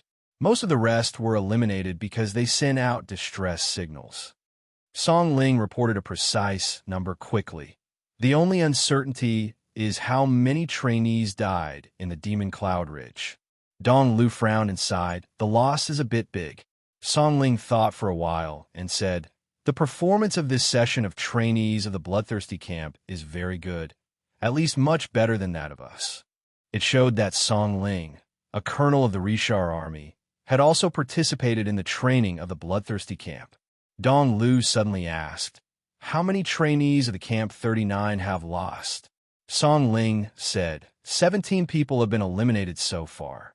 Among the remaining 10 people, it's uncertain how many have died. Dong Lu frowned. There were a total of 237 trainees from 8 camps who came to participate in the war zone assessment. Now only in Camp 39, 17 people were eliminated. The elimination rate was really high. From this, it could be inferred that the situation in the other 7 camps was not much different. It seems that the number of trainees who can return to the camp to continue the training this time will be no more than 50. Dong Lu sighed slightly. Song Ling snorted. This assessment result is already dazzling. In the previous war zone assessments, only 23 trainees can return in the end. Dong Lu chuckled and said, "That's true. Speaking of which, there's a little guy who surprised me this time." Song Ling thought of something and suddenly said, "Who?" "Lin's son." Song Ling briefly described the bloody battle on the volcano a few days ago, and then said with emotion, "From this point of view, Lin Sun's strength is no weaker than the top figures such as Bai Lingshi, Zhao Yin, Li Duxing, and Zhang Sunheng. So it's this little fellow." A strange smile appeared on Dong Lu's face as he chuckled. "What? You've also noticed that this kid is very special?" Song Ling could not help but ask. "Well, he's special indeed. On the first day, he entered the Bloodthirsty Camp. He was one of the trainees with the lowest cultivation in the whole camp. Almost no one thought highly of him." Dong Lu's eyes revealed a wisp of reminiscence. But as time passed, this kid gradually revealed extraordinary potential. Every time someone looked down on him, he would always prove himself with hard facts, causing many people to be flabbergasted. The rarest thing is that he doesn't play cards according to common sense. He seems to be low-key and harmless, but his heart is as hard as iron. In the whole Bloodthirsty Camp, many trainees have suffered losses in his hands. At that time, I occasionally heard Chief Shu's comment that this kid was so wise and shrewd as the sea, and his temperament was complicated and unpredictable. It's the most difficult to judge what such a person can achieve in the future. Dong Lu's voice had a touch of emotion. "Chief Shu actually has such a high comment on this kid?" Song Ling was surprised. In his impression, Shu was not the kind of person who spoke without thinking. This is not pure appreciation. Dong Lu took a meaningful look at Song Ling. "You should know that such a person who is full of variables is the most unruly and difficult to control." Song Ling suddenly fell into silence and nodded silently after a long time. There was a commotion in the distance, and many soldiers in the camp couldn't help but exclaim. Dong Lu and Song Ling were stunned at the same time. They looked up and saw a graceful figure walking towards the camp in the misty rain in the distance. She was in a white dress, with her black hair hanging down to her waist. She was as beautiful as a fairy. Walking in the misty rain, she was like a fairy coming out of a painting. She had a kind of untainted, transcendent aura, which attracted the attention of all the people present. Bai Lingshi, she was the trainee who returned from the war zone assessment for the first time. This girl has the talent property of Starshine Eternal. She's the first one to return from the assessment, which shows that she is extremely confident about the military exploits she has obtained this time. If there is no accident, she is very likely to be the first in the war zone assessment. Song Ling was lost in thought. Dong Lu beside him nodded and said, "This girl is really great. I heard that after the end of the assessment of Bloodthirsty Camp, she will be enrolled as an exception and go to the Green Deer School of the Empire for cultivation." Song Ling's expression was a little complicated. This is the favored girl. Her path of cultivation is destined to be different from other practitioners in the Empire. After Bai Lingshi returned, she waited there quietly. There was less than an hour left before the end of the assessment. When the assessment was completely over, the military exploits would be evaluated and the final assessment results would be divided. It wasn't long before another figure walked over from afar. His figure was tall and slender, and he walked with a majestic gait. His eyes were bright like a tiger's, and his entire body carried an arrogant and proud aura. Shockingly, it was Zhao Yin. Zhao Yin's arrival attracted many people's attention, which made him involuntarily show a reserved smile. But when he saw Bai Lingshi's graceful and slender figure, Zhao Yin narrowed his eyes and sighed helplessly. He came to Bai Lingshi and said, "I didn't expect that I'm still a little worse than you." Bai Lingshi looked as calm as still water and said, "The time I come back can't affect the final ranking at all." Zhao Yin said with a smile, "Don't be modest. I have a hunch that if you didn't have absolute confidence in your military exploits, you wouldn't have come back in advance." Bai Lingshi looked at the Demon Cloud Ridge in the distance and seemed unwilling to talk about this topic anymore. "That's Li Duxing. How did he become like this?" Suddenly, there was an uproar, which made Bai Lingshi and Zhao Yin look over at the same time. In the continuous rain, a thin figure came from afar step by step. His long hair was disheveled, and his clothes were ragged. There was even blood flowing from his abdomen, shoulders, and legs. Seen from afar, he was like an injured lone wolf returning silently from the battlefield. Bai Lingshi and Zhao Yin both narrowed their eyes. Li Duxing's origin was very mysterious. There were many rumors about him, but they couldn't judge whether they were true or false.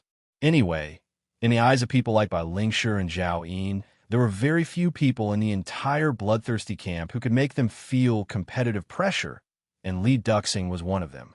At this moment, seeing that he came back wounded and covered in blood, looking embarrassed and lonely, the two didn't dare to look down on him at all. Li Duxing is crazy about swordsmanship and is a loner. This kind of person's cultivation path can only be described as crazy. Dong Lu commented. Song Ling was surprised. "Do you know him very well?" Dong Lu shook his head. "This is the common understanding of all drill masters in the Bloodthirsty Camp. Don't you think he is very similar to Pif Shu?" Song Ling's pupils shrank. Pif Shu. In his mind, he vaguely remembered a king whose sword shocked the world hundreds of years ago. He remembered that the king broke into the Empire of the Dark alone and killed 13 great wizards in anger. Pif Shu. He was a legendary king of swordsmanship. His glorious deeds had a long history in the Empire, and he was respected by countless practitioners. Everyone has his own cultivation path. Li Duxing is still too young. Even if he has the same temperament and style as Pif Shu, it's hard to say whether he can have the horrible strength like Pif Shu in the future. Song Ling thought. Dong Lu smiled and didn't say anything. After Li Duxing returned, trainees such as Zhang Sun Hung, Gong Ming, Shi Yu, Ning Ming returned one after another. In just half an hour, more than 30 trainees gathered in the camp. These trainees could return safely from the assessment without being eliminated, which was enough to prove how powerful their combat effectiveness was. "Why don't I see Lin Sun return?" Song Ling suddenly frowned. "Let's wait. The assessment is not over yet, is it?" Dong Lu was also worried. There were only two reasons why Lin Sun didn't return at this time. Either Lin Sun lacked enough military merits, so he was fighting with all his strength at the last moment. Either he might have already encountered danger, or he might have met with a calamity and died. On the other side, Shi Yu and Ning Meng were arguing about a bet. "Toy boy, hurry up and prepare 1,000 gold coins. I'm sure to win this time." "Idiot, when the military merits start to be evaluated, you will know in tears how stupid it is to say such words at this time." "Ho ho, then I'll wait and see whether your military merits can make me cry." When they were arguing, Shi Yu suddenly raised his eyebrows and asked, Where is Lin's son? Ning Ming was also stunned. He glanced around and murmured, has this guy been eliminated long ago? Sure, you sneered. Don't worry. Lin Sun is much stronger than you. If you haven't been eliminated, how could Lin Sun be eliminated? As he said, Sure, you frowned and murmured, there are only 10 minutes left before the end of the assessment. Why hasn't this guy appeared yet? Ning Ming also lost the interest to continue bickering with Shiryu. As time went by, more than 10 trainees returned one after another, but there was no trace of Lin Sun, which made Shiryu and Ning Ming a little worried. You seem to be waiting for someone? In the nearby area, Zhao Yin keenly noticed that Bai Lingshi looked up at the demon cloud ridge in the distance from time to time, as if she was waiting for something. I'm thinking that Lin Sun won't be eliminated according to his fighting capacity, Bai Lingshi said casually. Lin Sun? Zhao Yin was surprised and said, It turns out to be this guy. I heard that you once promised that you would challenge Lin Sun when he reached the 9th level of Martial Realm. I'm curious why you did that. Bai Lingshi said indifferently, You don't understand. Zhao Yin's eyes showed an imperceptible trace of malice, and then he sighed. But anyway, he hasn't returned yet. I'm afraid he has encountered something. Before he finished speaking, he noticed that Bai Lingshi suddenly turned her head and fixed her clear eyes in a direction in the distance.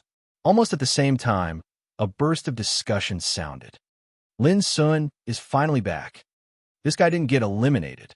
He is really tenacious. Ho ho.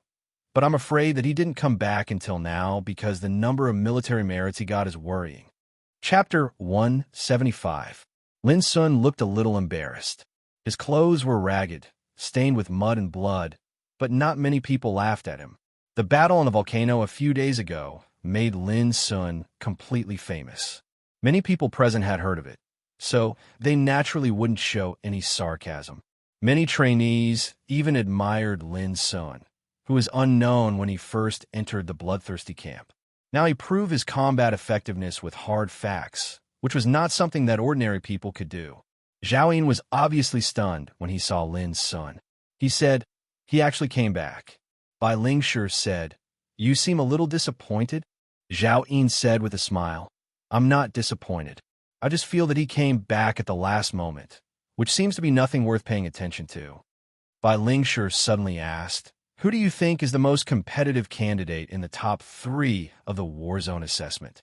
It seemed that Zhao Yin didn't expect that Bai Lingshi would take the initiative to ask his opinion at this moment.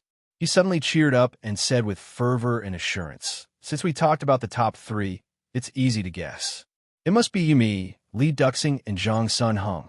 After a pause, he continued, And if there is no accident, the laurel of the first place will inevitably be won by you, Lingshi. Among me, Li Duxing, and Zhang Sun Heng, I'm confident that I can still rank in the top 3. In other words, we don't have to worry about whether we can rank in the top 3 or not. Only Li Duxing and Zhang Sun Heng really need to compete for the top 3. Bai Lingshi said, Oh, and didn't say more. Seeing this, Zhao Yin couldn't help being stunned. Lingshi, you seem to have a different opinion? Bai Lingshi looked at Lin Sun in the distance with her clear eyes and said, You ignored him. Zhao Yin couldn't help but feel disdain in his heart and sneered. Him? Lingshi, you think too highly of him. He felt that Bai Lingshi seemed to attach great importance to Lin Sun, which made him a little unconvinced and uncomfortable. Bai Lingshi said, You don't understand. Hearing this, Zhao Yin frowned and said, Lingshi, I don't understand why you were so confident in this boy. What on earth attracted you to him? As he finished speaking, his voice was mixed with a trace of jealousy. Bai Lingshi seemed to understand the meaning behind Zhao Yin's words. She shook her head and said, You've misunderstood. It's not that I have a good impression of him. It's just that my intuition tells me that he's qualified to attract my attention. Zhao Yin said disapprovingly, How fortunate is this kid to be able to obtain your recognition? Lingxi, it really surprises me. But no matter what, I don't believe that he has the ability to compete with us for the top 3. Bai Lingshi said, Then let's wait for the final result. Lin's return did not cause any disturbance, but Dong Lu and Song Ling breathed a sigh of relief. Based on Lin's past performances, they would feel it was not worth it if something happened to him. At the same time, Shi Yu and Ning Meng were completely relieved. Why did you delay until now? Ning Meng said discontentedly. Lin Sun shrugged with a bitter smile. I was chased by a swarm of blood-venomous bees on my way back, so I had to change my route and take a detour. Blood poison wasp. Shi Yu and Ning Meng looked at each other and couldn't help laughing. Blood poison wasp was a peculiar poisonous creature in the Demon Cloud Ridge. It moved extremely fast and was good at hiding, so it was hard to kill it. Besides, they always moved in groups and liked to attack practitioners' butts. Once bitten, the butts would swell and feel painful and itchy. Although it was not fatal, the feeling was disgusting enough. Come on, let me see if your butts are still intact. Ning Meng reached out his hand and touched Lin's butts with a weird smile. Lin felt a chill in his heart and kicked him directly. Get out. Clang. The bell rang, announcing the end of the 3-month-long assessment. In the open space in front of the camp of Ravenwind Army, only 42 trainees finally returned. This also meant that out of the 237 students who came to participate in the assessment, 195 of them had been eliminated. This kind of elimination rate was frighteningly high, shocking to the eyes and heart. But all the drill masters of the bloodthirsty camp knew clearly that the result of this assessment was dazzling and far exceeded the level of the previous assessment. When the bell fell, the drill masters of the bloodthirsty camp and the generals of Ravenwind Army gathered all the trainees together and began to count the military merits and evaluate the assessment results. According to the order, Bai Lingshi, who was the first to return to the camp, was the first to come forward and hand in the storage ring with which she collected military merits. Clattered, a large pile of totem barbarian tattoos with blood stains were poured out and piled up into a hill, giving off a bloody smell. All the trainees unconsciously looked sideways, and many of them looked surprised. So many. A totem barbarian tattoo meant that a strong voodoo barbarian was killed. With so many totem barbarian tattoos piled up, how many strong voodoo barbarians have been killed by Bai Lingshi? Several drill masters of the bloodthirsty camp came forward and began to count the military merits. The scene was a little silent for a while, and all the trainees were waiting for the final result. Only Bai Lingshi seemed to be very calm, as if she didn't care about these things. 1,309 military merits. Finally, a drill master reported a number, which caused an uproar and exclamations. All the trainees looked at Bai Lingshi with a strange look in their eyes. The girl with the talent of Starshine Eternal seemed to have a dazzling halo all over her body, which was enough to make people feel ashamed of their inferiority.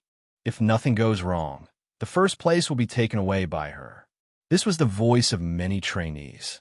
They were very clear about the military merits they had obtained. After comparison, they found that there was indeed a big gap between them and Bai Lingshi. The second one to hand in his military merits was Zhao Yin. After checking and verification, Zhao Yin got 1,254 military merits in total. Although it was slightly inferior to Bai Lingshi's, such a brilliant achievement still caused a lot of uproar and discussion. For this, Zhao Yin smiled reservedly, returned to Bai Lingshi, and said, "You see, my analysis just now is not wrong." Bai Lingshi didn't comment. The third one to show up was Li Duxing, who got 1,258 military merits in total. The fourth one was Zhang Sun Hung, who got 1,243 military merits. At this point, Zhao Yin was quite complacent, because all the signs showed that his analysis was not wrong at all. The only thing that surprised Zhao Yin was that Li Duxing's military merits actually surpassed his, which made him feel uncomfortable, but it was barely acceptable. After all, there was only a difference of 4 military merits, which was not a big gap. Lingshi, there is no change in the top 3 this time. You are the first, Li Duxing is the second, and I am the third. Zhao Yin said with a smile. Bai Lingshi frowned imperceptibly and said, "It's not over yet. Don't talk too early." Zhao Yin nodded and said, "Lingshi, you are right. Let's wait and see." In fact, he sneered in his heart. He guessed that Bai Lingshi was waiting for the result of Chun Shi, which made him very uncomfortable. Did Bai Lingshi think that Lin Sun would be a variable that would affect the result of the top three? It was ridiculous. While they were talking, the process of counting military merits was still going on. Sure, you got 1,178 military merits. When the drill master announced the result, sure you didn't feel relaxed, but became a little nervous because the next one to be announced was Ning Ming. It was related to the result of the bet between them. So sure you had to be nervous. Ning Ming also looked like he was facing a formidable enemy. He held his breath and stared carefully at the pile of totem barbarian tattoos that were being counted for fear that one would be overlooked. Lin Sun stood beside them. Looking at their tit-for-tat appearance, he couldn't help but feel speechless in his heart. Ning Ming got 1,179 military merits. When the result was announced, Shiryu was stunned at once. He was actually won by this idiot, and it was only a difference of 1 military merit. Ning Ming laughed wildly and said in high spirits, "Toy boy, I'm waiting for you to take the initiative to give me 1,000 imperial gold coins, and then admit that you are not as good as me." Shiryu's face was extremely pale, and he wanted to strangle Ning Ming to death. How could others not know that he had lost the bet when he shouted? Suddenly, he noticed Lin Sun beside him and immediately sneered at Ning Ming. "Idiot." Lin Sun also participated in the bet. "Don't you think it's ridiculous to talk about the result now?" Ning Ming was stunned for a moment, and then said with a smile, "Toy boy, it's okay to lose. Don't use others to resolve the embarrassment. Don't you feel ashamed?" Ignoring him, Shiryu turned to Lin Sun and asked, "Our test results have come out. Do you think we won or lost compared with you?" Lin Sun was stunned and said, "I'm not sure yet." He really couldn't be sure. He had collected a lot of totem barbarian tattoos, but the specific number of military merits still depended on the standard of those drill masters. For example, the military merits of killing a barbarian slave below the 8th level were absolutely not as much as those of killing a barbarian slave of the 9th level. As time went on, the achievements of trainees were accurately counted one after another. Except for Bai Lingshi, Zhao Yin, and a few others who had more than 1,000 military merits, the others' military merits could not reach 1,000. Lin Sun was the last one to hand in his military merits. When Lin Sun showed up, Zhao Yin kindly reminded Bai Lingshi, "Here comes that boy. I hope you'll be a big variable." There was a hint of disdain in his voice. Bai Lingshi glanced at him without saying anything. "I must beat Ning Ming, the idiot, or I won't be able to raise my head in the future." Sure, you didn't care whether Lin Sun could compete for the top 3 or not. He only hoped that Lin Sun could suppress Ning Ming and help him vent his anger. Ning Ming looked a little nervous and said nothing. "This time, let's see whether he can create a miracle," Dong Lu said softly. "If he can rank in the top 5, I'll treat you to a meal of my precious blue sky wine," Song Ling said directly. Dong Lu's eyes suddenly lit up, and the wine bug in his stomach was aroused. The blue sky wine was a good wine that couldn't be bought with money. However, just as everyone was looking forward to it, an accident suddenly occurred in the counting work. All the drill masters who were counting the military merits stopped what they were doing and looked at a piece of tattered totem barbarian tattoo. This scene immediately attracted the attention of all the people present. Was there something mysterious about this tattered totem barbarian tattoo? Chapter 176. This unusual scene attracted the attention of all the people present. No one had expected that such a change would occur at the last moment when the military merits were about to be counted. For a moment, they couldn't help but speculate in secret. Bai Lingshi said in a low voice, "Here comes the variable." Zhao Yin's expression changed slightly, and he said with a forced smile, "I don't think so. It should be that the totem barbarian tattoo is so shabby that it's hard to determine how many military merits it is." As he spoke, Zhao Yin seemed to regain his confidence and said, "Look, the totem barbarian tattoos Lin Sun got can only be exchanged for 1,000 military merits at most. It's a bit whimsical for him to shake the top 3 with such a record." At the end of his words, he became calm again, as if he could predict the future like a god. But soon, when the drill master announced Lin Sun's final record, Zhao Yin was completely stunned. Lin Sun, 1,309 military merits. All the people present were in an uproar. They all opened their eyes wide in disbelief. How could it be possible? The number of totem barbarian tattoos he got was obviously less than that of Bai Lingshi, but why did he get the same military merits as Bai Lingshi? This is incredible. If so, doesn't it mean that in this war zone assessment, Lin Sun and Bai Lingshi's final record is enough to tie for first place? All the trainees were in an uproar. They couldn't believe it. Even Shi Yu and Ning Ming were stunned. They all thought that no matter how many military merits Lin Sun got, he would at most be on par with them. Who would have thought that this guy not only surpassed them, but also climbed to the first place in one fell swoop? Didn't it mean that both of them lost to Lin Sun in this bet? At this time, Zhao Yin's expression was changing constantly. If Lin Sun's record was real, it meant that he, who was originally ranked third, would be demoted to fourth place. This was out of Zhao Yin's expectation. At this moment, not only the trainees, but also the drill masters and the generals of Rishar army, who were counting military merits, couldn't calm down. They all looked at Lin Sun with a touch of surprise in their eyes. But they also knew that the military merits given to Lin Sun this time were actually the lowest standard. According to the real military merit classification, Lin's military merit would only be higher. Everything was because of the broken totem barbarian tattoo, which could not be owned by an ordinary voodoo barbarian warrior, but by a second-level elite barbarian soldier. Elite barbarian soldier of level 2 was comparable to a practitioner in the middle stage of gang spirit realm. According to the Imperial Army's reward standards, killing such an expert could be exchanged for at least 300 military merits, with the highest being 800. Therefore, after a short discussion, the drill masters gave Lin Sun the same military merit as Bai Lingshi. The reason why they did this was that the totem barbarian tattoo Lin Sun obtained this time was full of inconceivable flavor, and it would easily cause a lot of controversy. Once his ranking was placed before Bai Lingshi, there would only be more controversy. Lin Sun was also stunned. He had some confidence in his military achievements this time. At least he didn't worry about losing the bet with Shi Yu and Ning Ming. But he didn't expect that his final achievement would be the first one, keeping pace with Bai Lingshi.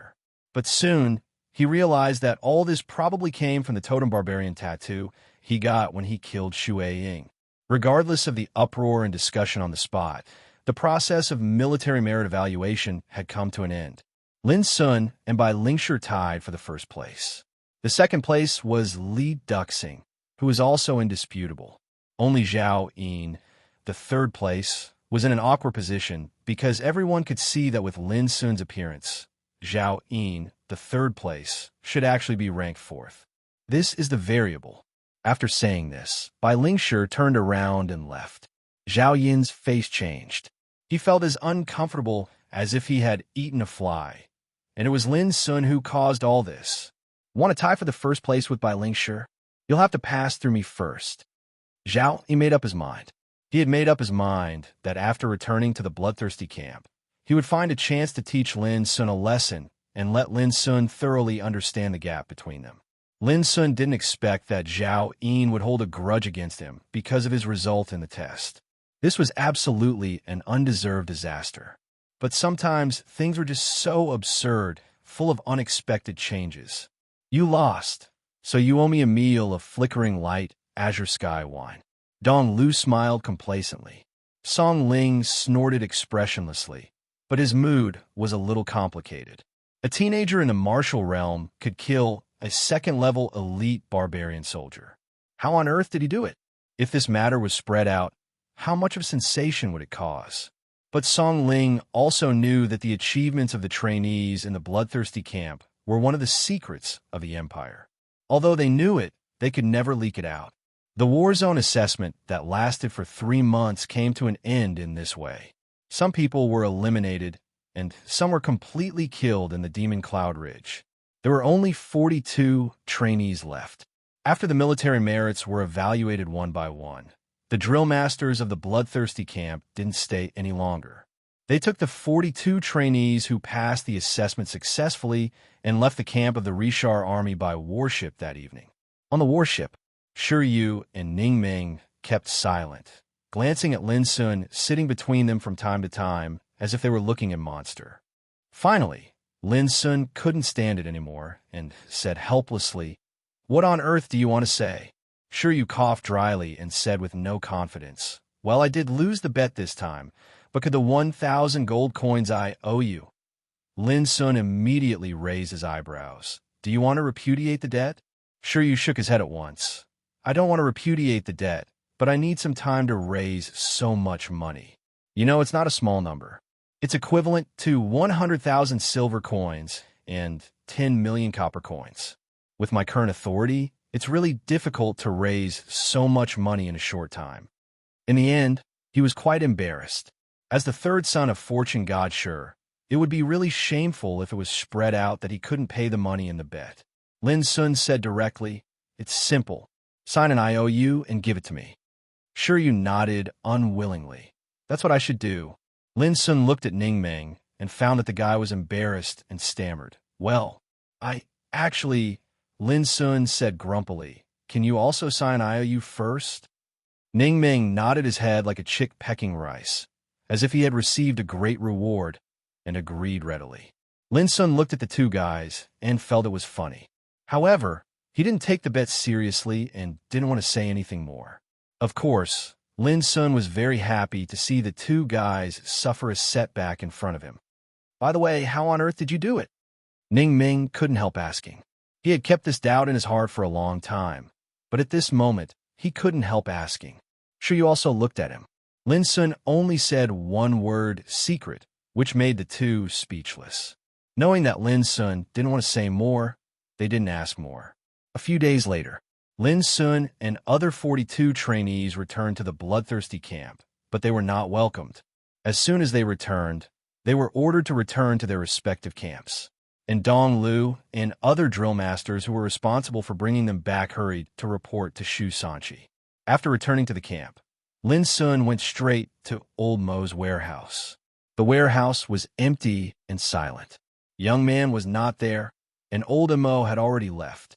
Standing alone in the warehouse and looking at the familiar things, Lin Sun couldn't help feeling a little upset.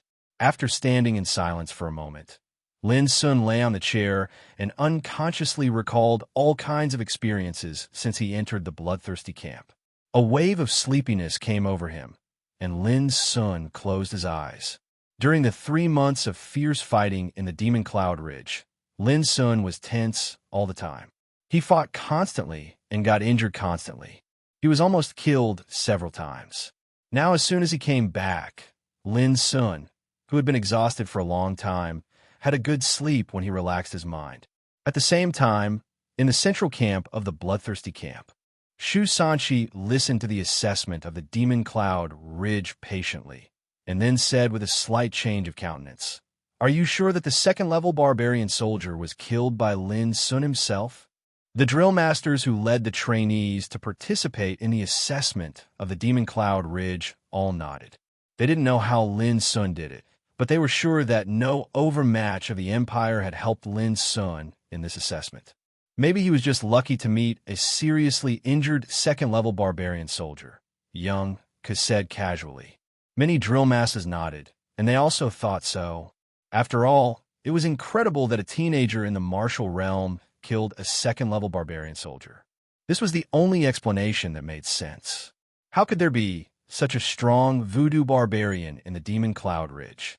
Shu Sanqi asked another key question. According to Song Ling, the strong water barbarians have a plot, but we don't know what exactly they are after. Dong Lu answered in a low voice. Shu Sanqi frowned and said, "Well, since the assessment is over, it's a little redundant to think about these things. Young Ku, you can sound out Lin Sun when you return to the camp. If he doesn't want to say it, don't force him." Young Ku nodded. "Everyone, the war zone assessment is over, and there are 42 trainees left. Their training time in the bloodthirsty camp will end in 3 months." Shu Sanqi took a deep breath, and his expression was cold and dignified as he said slowly, "There's only one thing we need to do in this final period of time, and that is to use every method possible to eliminate another 12 students from these 42 students." All the drill masters were stunned and didn't know why. Shu Sanchi quickly gave an explanation. Because the gang-producing lake can only accommodate 30 trainees at most. Chapter 177. When Lin Sun woke up, he felt his cheeks were wet and warm. When he opened his eyes, he saw a little guy as round as a ball sticking out its pink tongue and licking his cheeks happily. Chirp! Seeing Lin Sun wake up, the little guy was even happier and kept chirping. Lin Sun pulled out the soft body of the little guy, wiped off the saliva on his cheeks in embarrassment, and said with a wry smile, "It's such a special way to welcome me back." Humph, don't play dumb. If it were someone else, Chirp wouldn't have welcomed him. Young man stood beside him with her snow-white arms around her plump breasts. Her lips were slightly raised, and her beautiful face was full of anger and joy. How long did I sleep? Lin Sun got up and felt comfortable all over. He had never felt so relaxed before. One day and one night, young man took the plate from one side and handed it to Lin. Stewed meat with sauce, rice with spiritual grain, and a glass of clear spiritual juice. It was a simple but delicious meal. Lin Sun immediately felt so hungry that he couldn't care about anything else and just buried himself in eating. Xiao was like a ball, jumping around his feet and from time to time, rubbing his calf intimately, looking very happy. Young man looked at this scene with a little jealousy inside her heart. She had been taking care of Chirp during the 3 months when Lin Sun was away, but Chirp didn't let her touch it at all. Once it was held in her arms, it would struggle violently, pretending to be dead and screaming, which made young man not know whether to laugh or cry. Seeing Lin Sun receive such a high-standard welcome from Chirp as soon as he came back, young man couldn't help feeling jealous and secretly scolded this little guy for being ungrateful. By the way, I heard you won the first place in the war zone assessment? Young man suddenly asked. Yes, it was a fluke, Lin Sun said vaguely while eating. Fluke? I think so. A second-level elite barbarian soldier died in your hands. If it wasn't luck, what else could it be? Young man was lost in thought. Lin Sun understood at once and couldn't help saying, Sister man, if you want to know the truth, just tell me directly. Don't beat around the bush. Young man twisted Lin Sun's ear and snorted, Hey, do you think you can see through a woman's mind? Do you want to guess what I want to do now? Her beautiful eyes were watery and charming, but Lin Sun's heart skipped a beat. He said hurriedly, No need to guess. Sister man, you are so broad-minded that you can accommodate the whole world. How can I, a layman, figure out your mind? With a faint smile, young man bit her red lips and said, Are you saying that my breasts are very big? Lin Sun was speechless. How could they discuss the size of breasts so straightforwardly? The most important thing was that this question was really hard to answer. It seemed a little inappropriate to say that her breasts were small or big. Well, let's talk about the result of the war zone assessment. Lin Sun wisely changed the topic immediately. Young man said disdainfully, Little brother, once you admit defeat when flirting with a woman, you will be looked down upon by all women. Lin Sun nodded again and again in agreement. When arguing with a woman, admitting defeat is equivalent to winning. As expected, young man felt bored and said, Do you have something to say to me now? Lin Sun said at once, Yes, I think I have to talk to you about killing that second-level barbarian soldier. Young man leaned lazily on a chair on one side, crossed her slender and straight snow-white legs on the back of the chair, and nodded with satisfaction, showing that Lin Sun was worth teaching. This posture was very seductive, especially the pair of snow-white legs. In the light, they shone with a layer of attractive ivory luster, making people daydream. Lin Sun was 14 years old this year, and his experiences in these years made him more mature than his peers. Although he had already tasted young man's beauty, when he saw such a seductive picture of a beauty lying lazily on her side, he still felt his heart skip a beat. He looked away and coughed.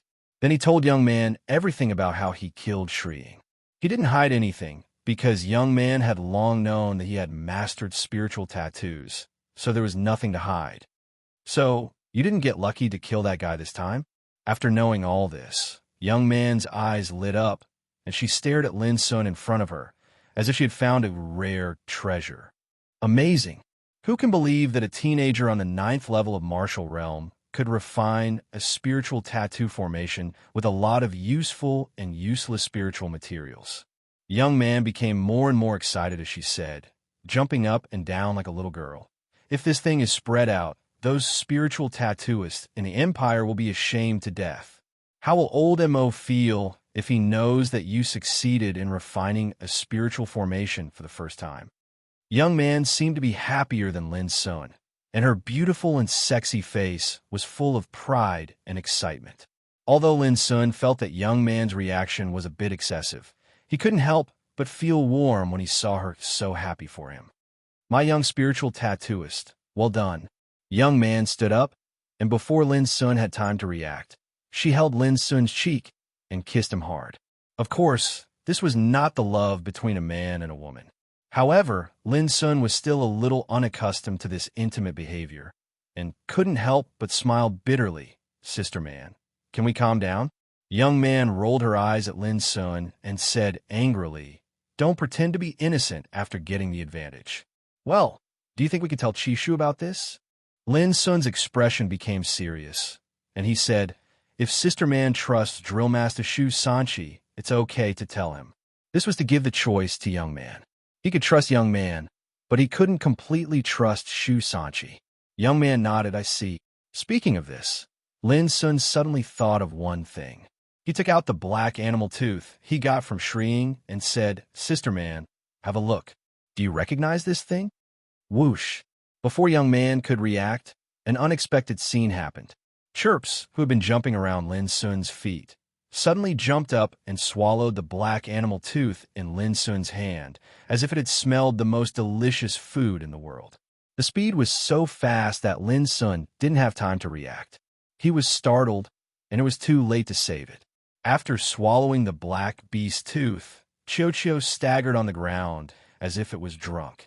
Its round body was filled with a red luster as it rolled around, looking charmingly naive. Soon, with a swish, Chirp's body turned into a line of fire, pierced into Lin Sun's palm, and disappeared. At the same time, a flame-like pattern emerged on his palm, like a tattoo totem, which was extremely mysterious. Lin Sun felt that there seemed to be one more thing in the flesh of his palm, but he didn't feel anything unusual or uncomfortable. Lin Sun was completely stunned. What on earth was going on? It has absorbed too much power and needs to sleep for a while to digest. Young man seemed very calm at this moment. When I fed Chirps with spiritual crystals a few days ago, it also happened. It took about 3 days for Chirps to recover. Lin Sun breathed a sigh of relief and frowned. But the animal tooth just now. Young man shrugged and said, who knows what it is? But judging from Chirp's reaction just now, it should be a treasure that Chirps likes more than spiritual crystals. This meant that the animal tooth was at least more precious than a piece of spiritual crystal. As for how precious it was impossible to judge. Although Lin Sun was a little unwilling, what had happened, and he could only accept it. He suddenly thought of one thing. Sister man, have you ever seen this kind of spirit beast that can turn into a pattern and be stored in a practitioner's body? Young man was stunned and said, I haven't seen it before.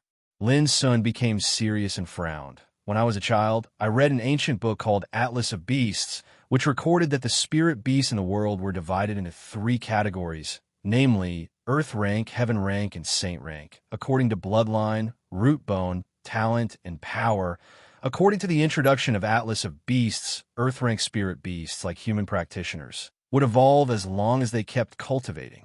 This kind of spirit beast was the most common in the world, and some spirit beasts domesticated by beast tamers generally belonged to this category. Heaven-ranked spiritual beasts were natural spiritual beasts that were superior to Earth-ranked spiritual beasts in terms of bloodline, talent, and strength. They possessed extremely high intelligence, and not only could they cultivate and evolve, they could even master some unique fighting techniques. This kind of spirit beast was rarely seen in the world. Even in the whole Xiao Empire, it was a rare and precious existence. For example, the purple horn-teal beast in the royal family of Xiao Empire was a heaven-ranked spirit beast with incredible power, which was enough to deter strong practitioners in Tao Insight Realm and make them stop at the sight of it. It was said that the purple horned teal beast could rank in the top 30 of heaven-ranked spirit beasts. As for saint-ranked spirit beasts, they were even rarer and could only be found by chance. This kind of spirit beast was usually born with luck. Sometimes there was not even one in hundreds or thousands of years. In the historical books of Xiao Empire, there were only 6 or 7 records about saint-ranked spirit beasts, but most of them were vague, and it was impossible to tell what kind of power the saint-ranked spirit beasts had. What I don't understand is that in the records of the Atlas of 10,000 Beasts, there are also spiritual beasts that can be stored in a cultivator's body. However, in order to achieve this step, one needs to go through an extremely complicated process to recognize a master. There is no one like Chiu who can do this without recognizing a master. Lin Sun spoke out his doubts. All this can only prove that Chirps is not a descendant of Golden Flame Beast at all. Its origin may be rarer and more mysterious than we think. Young man's clear eyes were full of thoughts, and she said, "But you don't have to worry. Although it hasn't recognized its owner, Chirps has obviously regarded you as a family member. It should not be a threat to you." Lin Sun thought for a while and finally nodded. "Get ready. The new training will start in 3 days. This training is related to whether we can enter the gang-producing lake or not. You must not neglect it." Young man warned Lin when she left Old Mo's warehouse, which made Lin's heart skip a beat.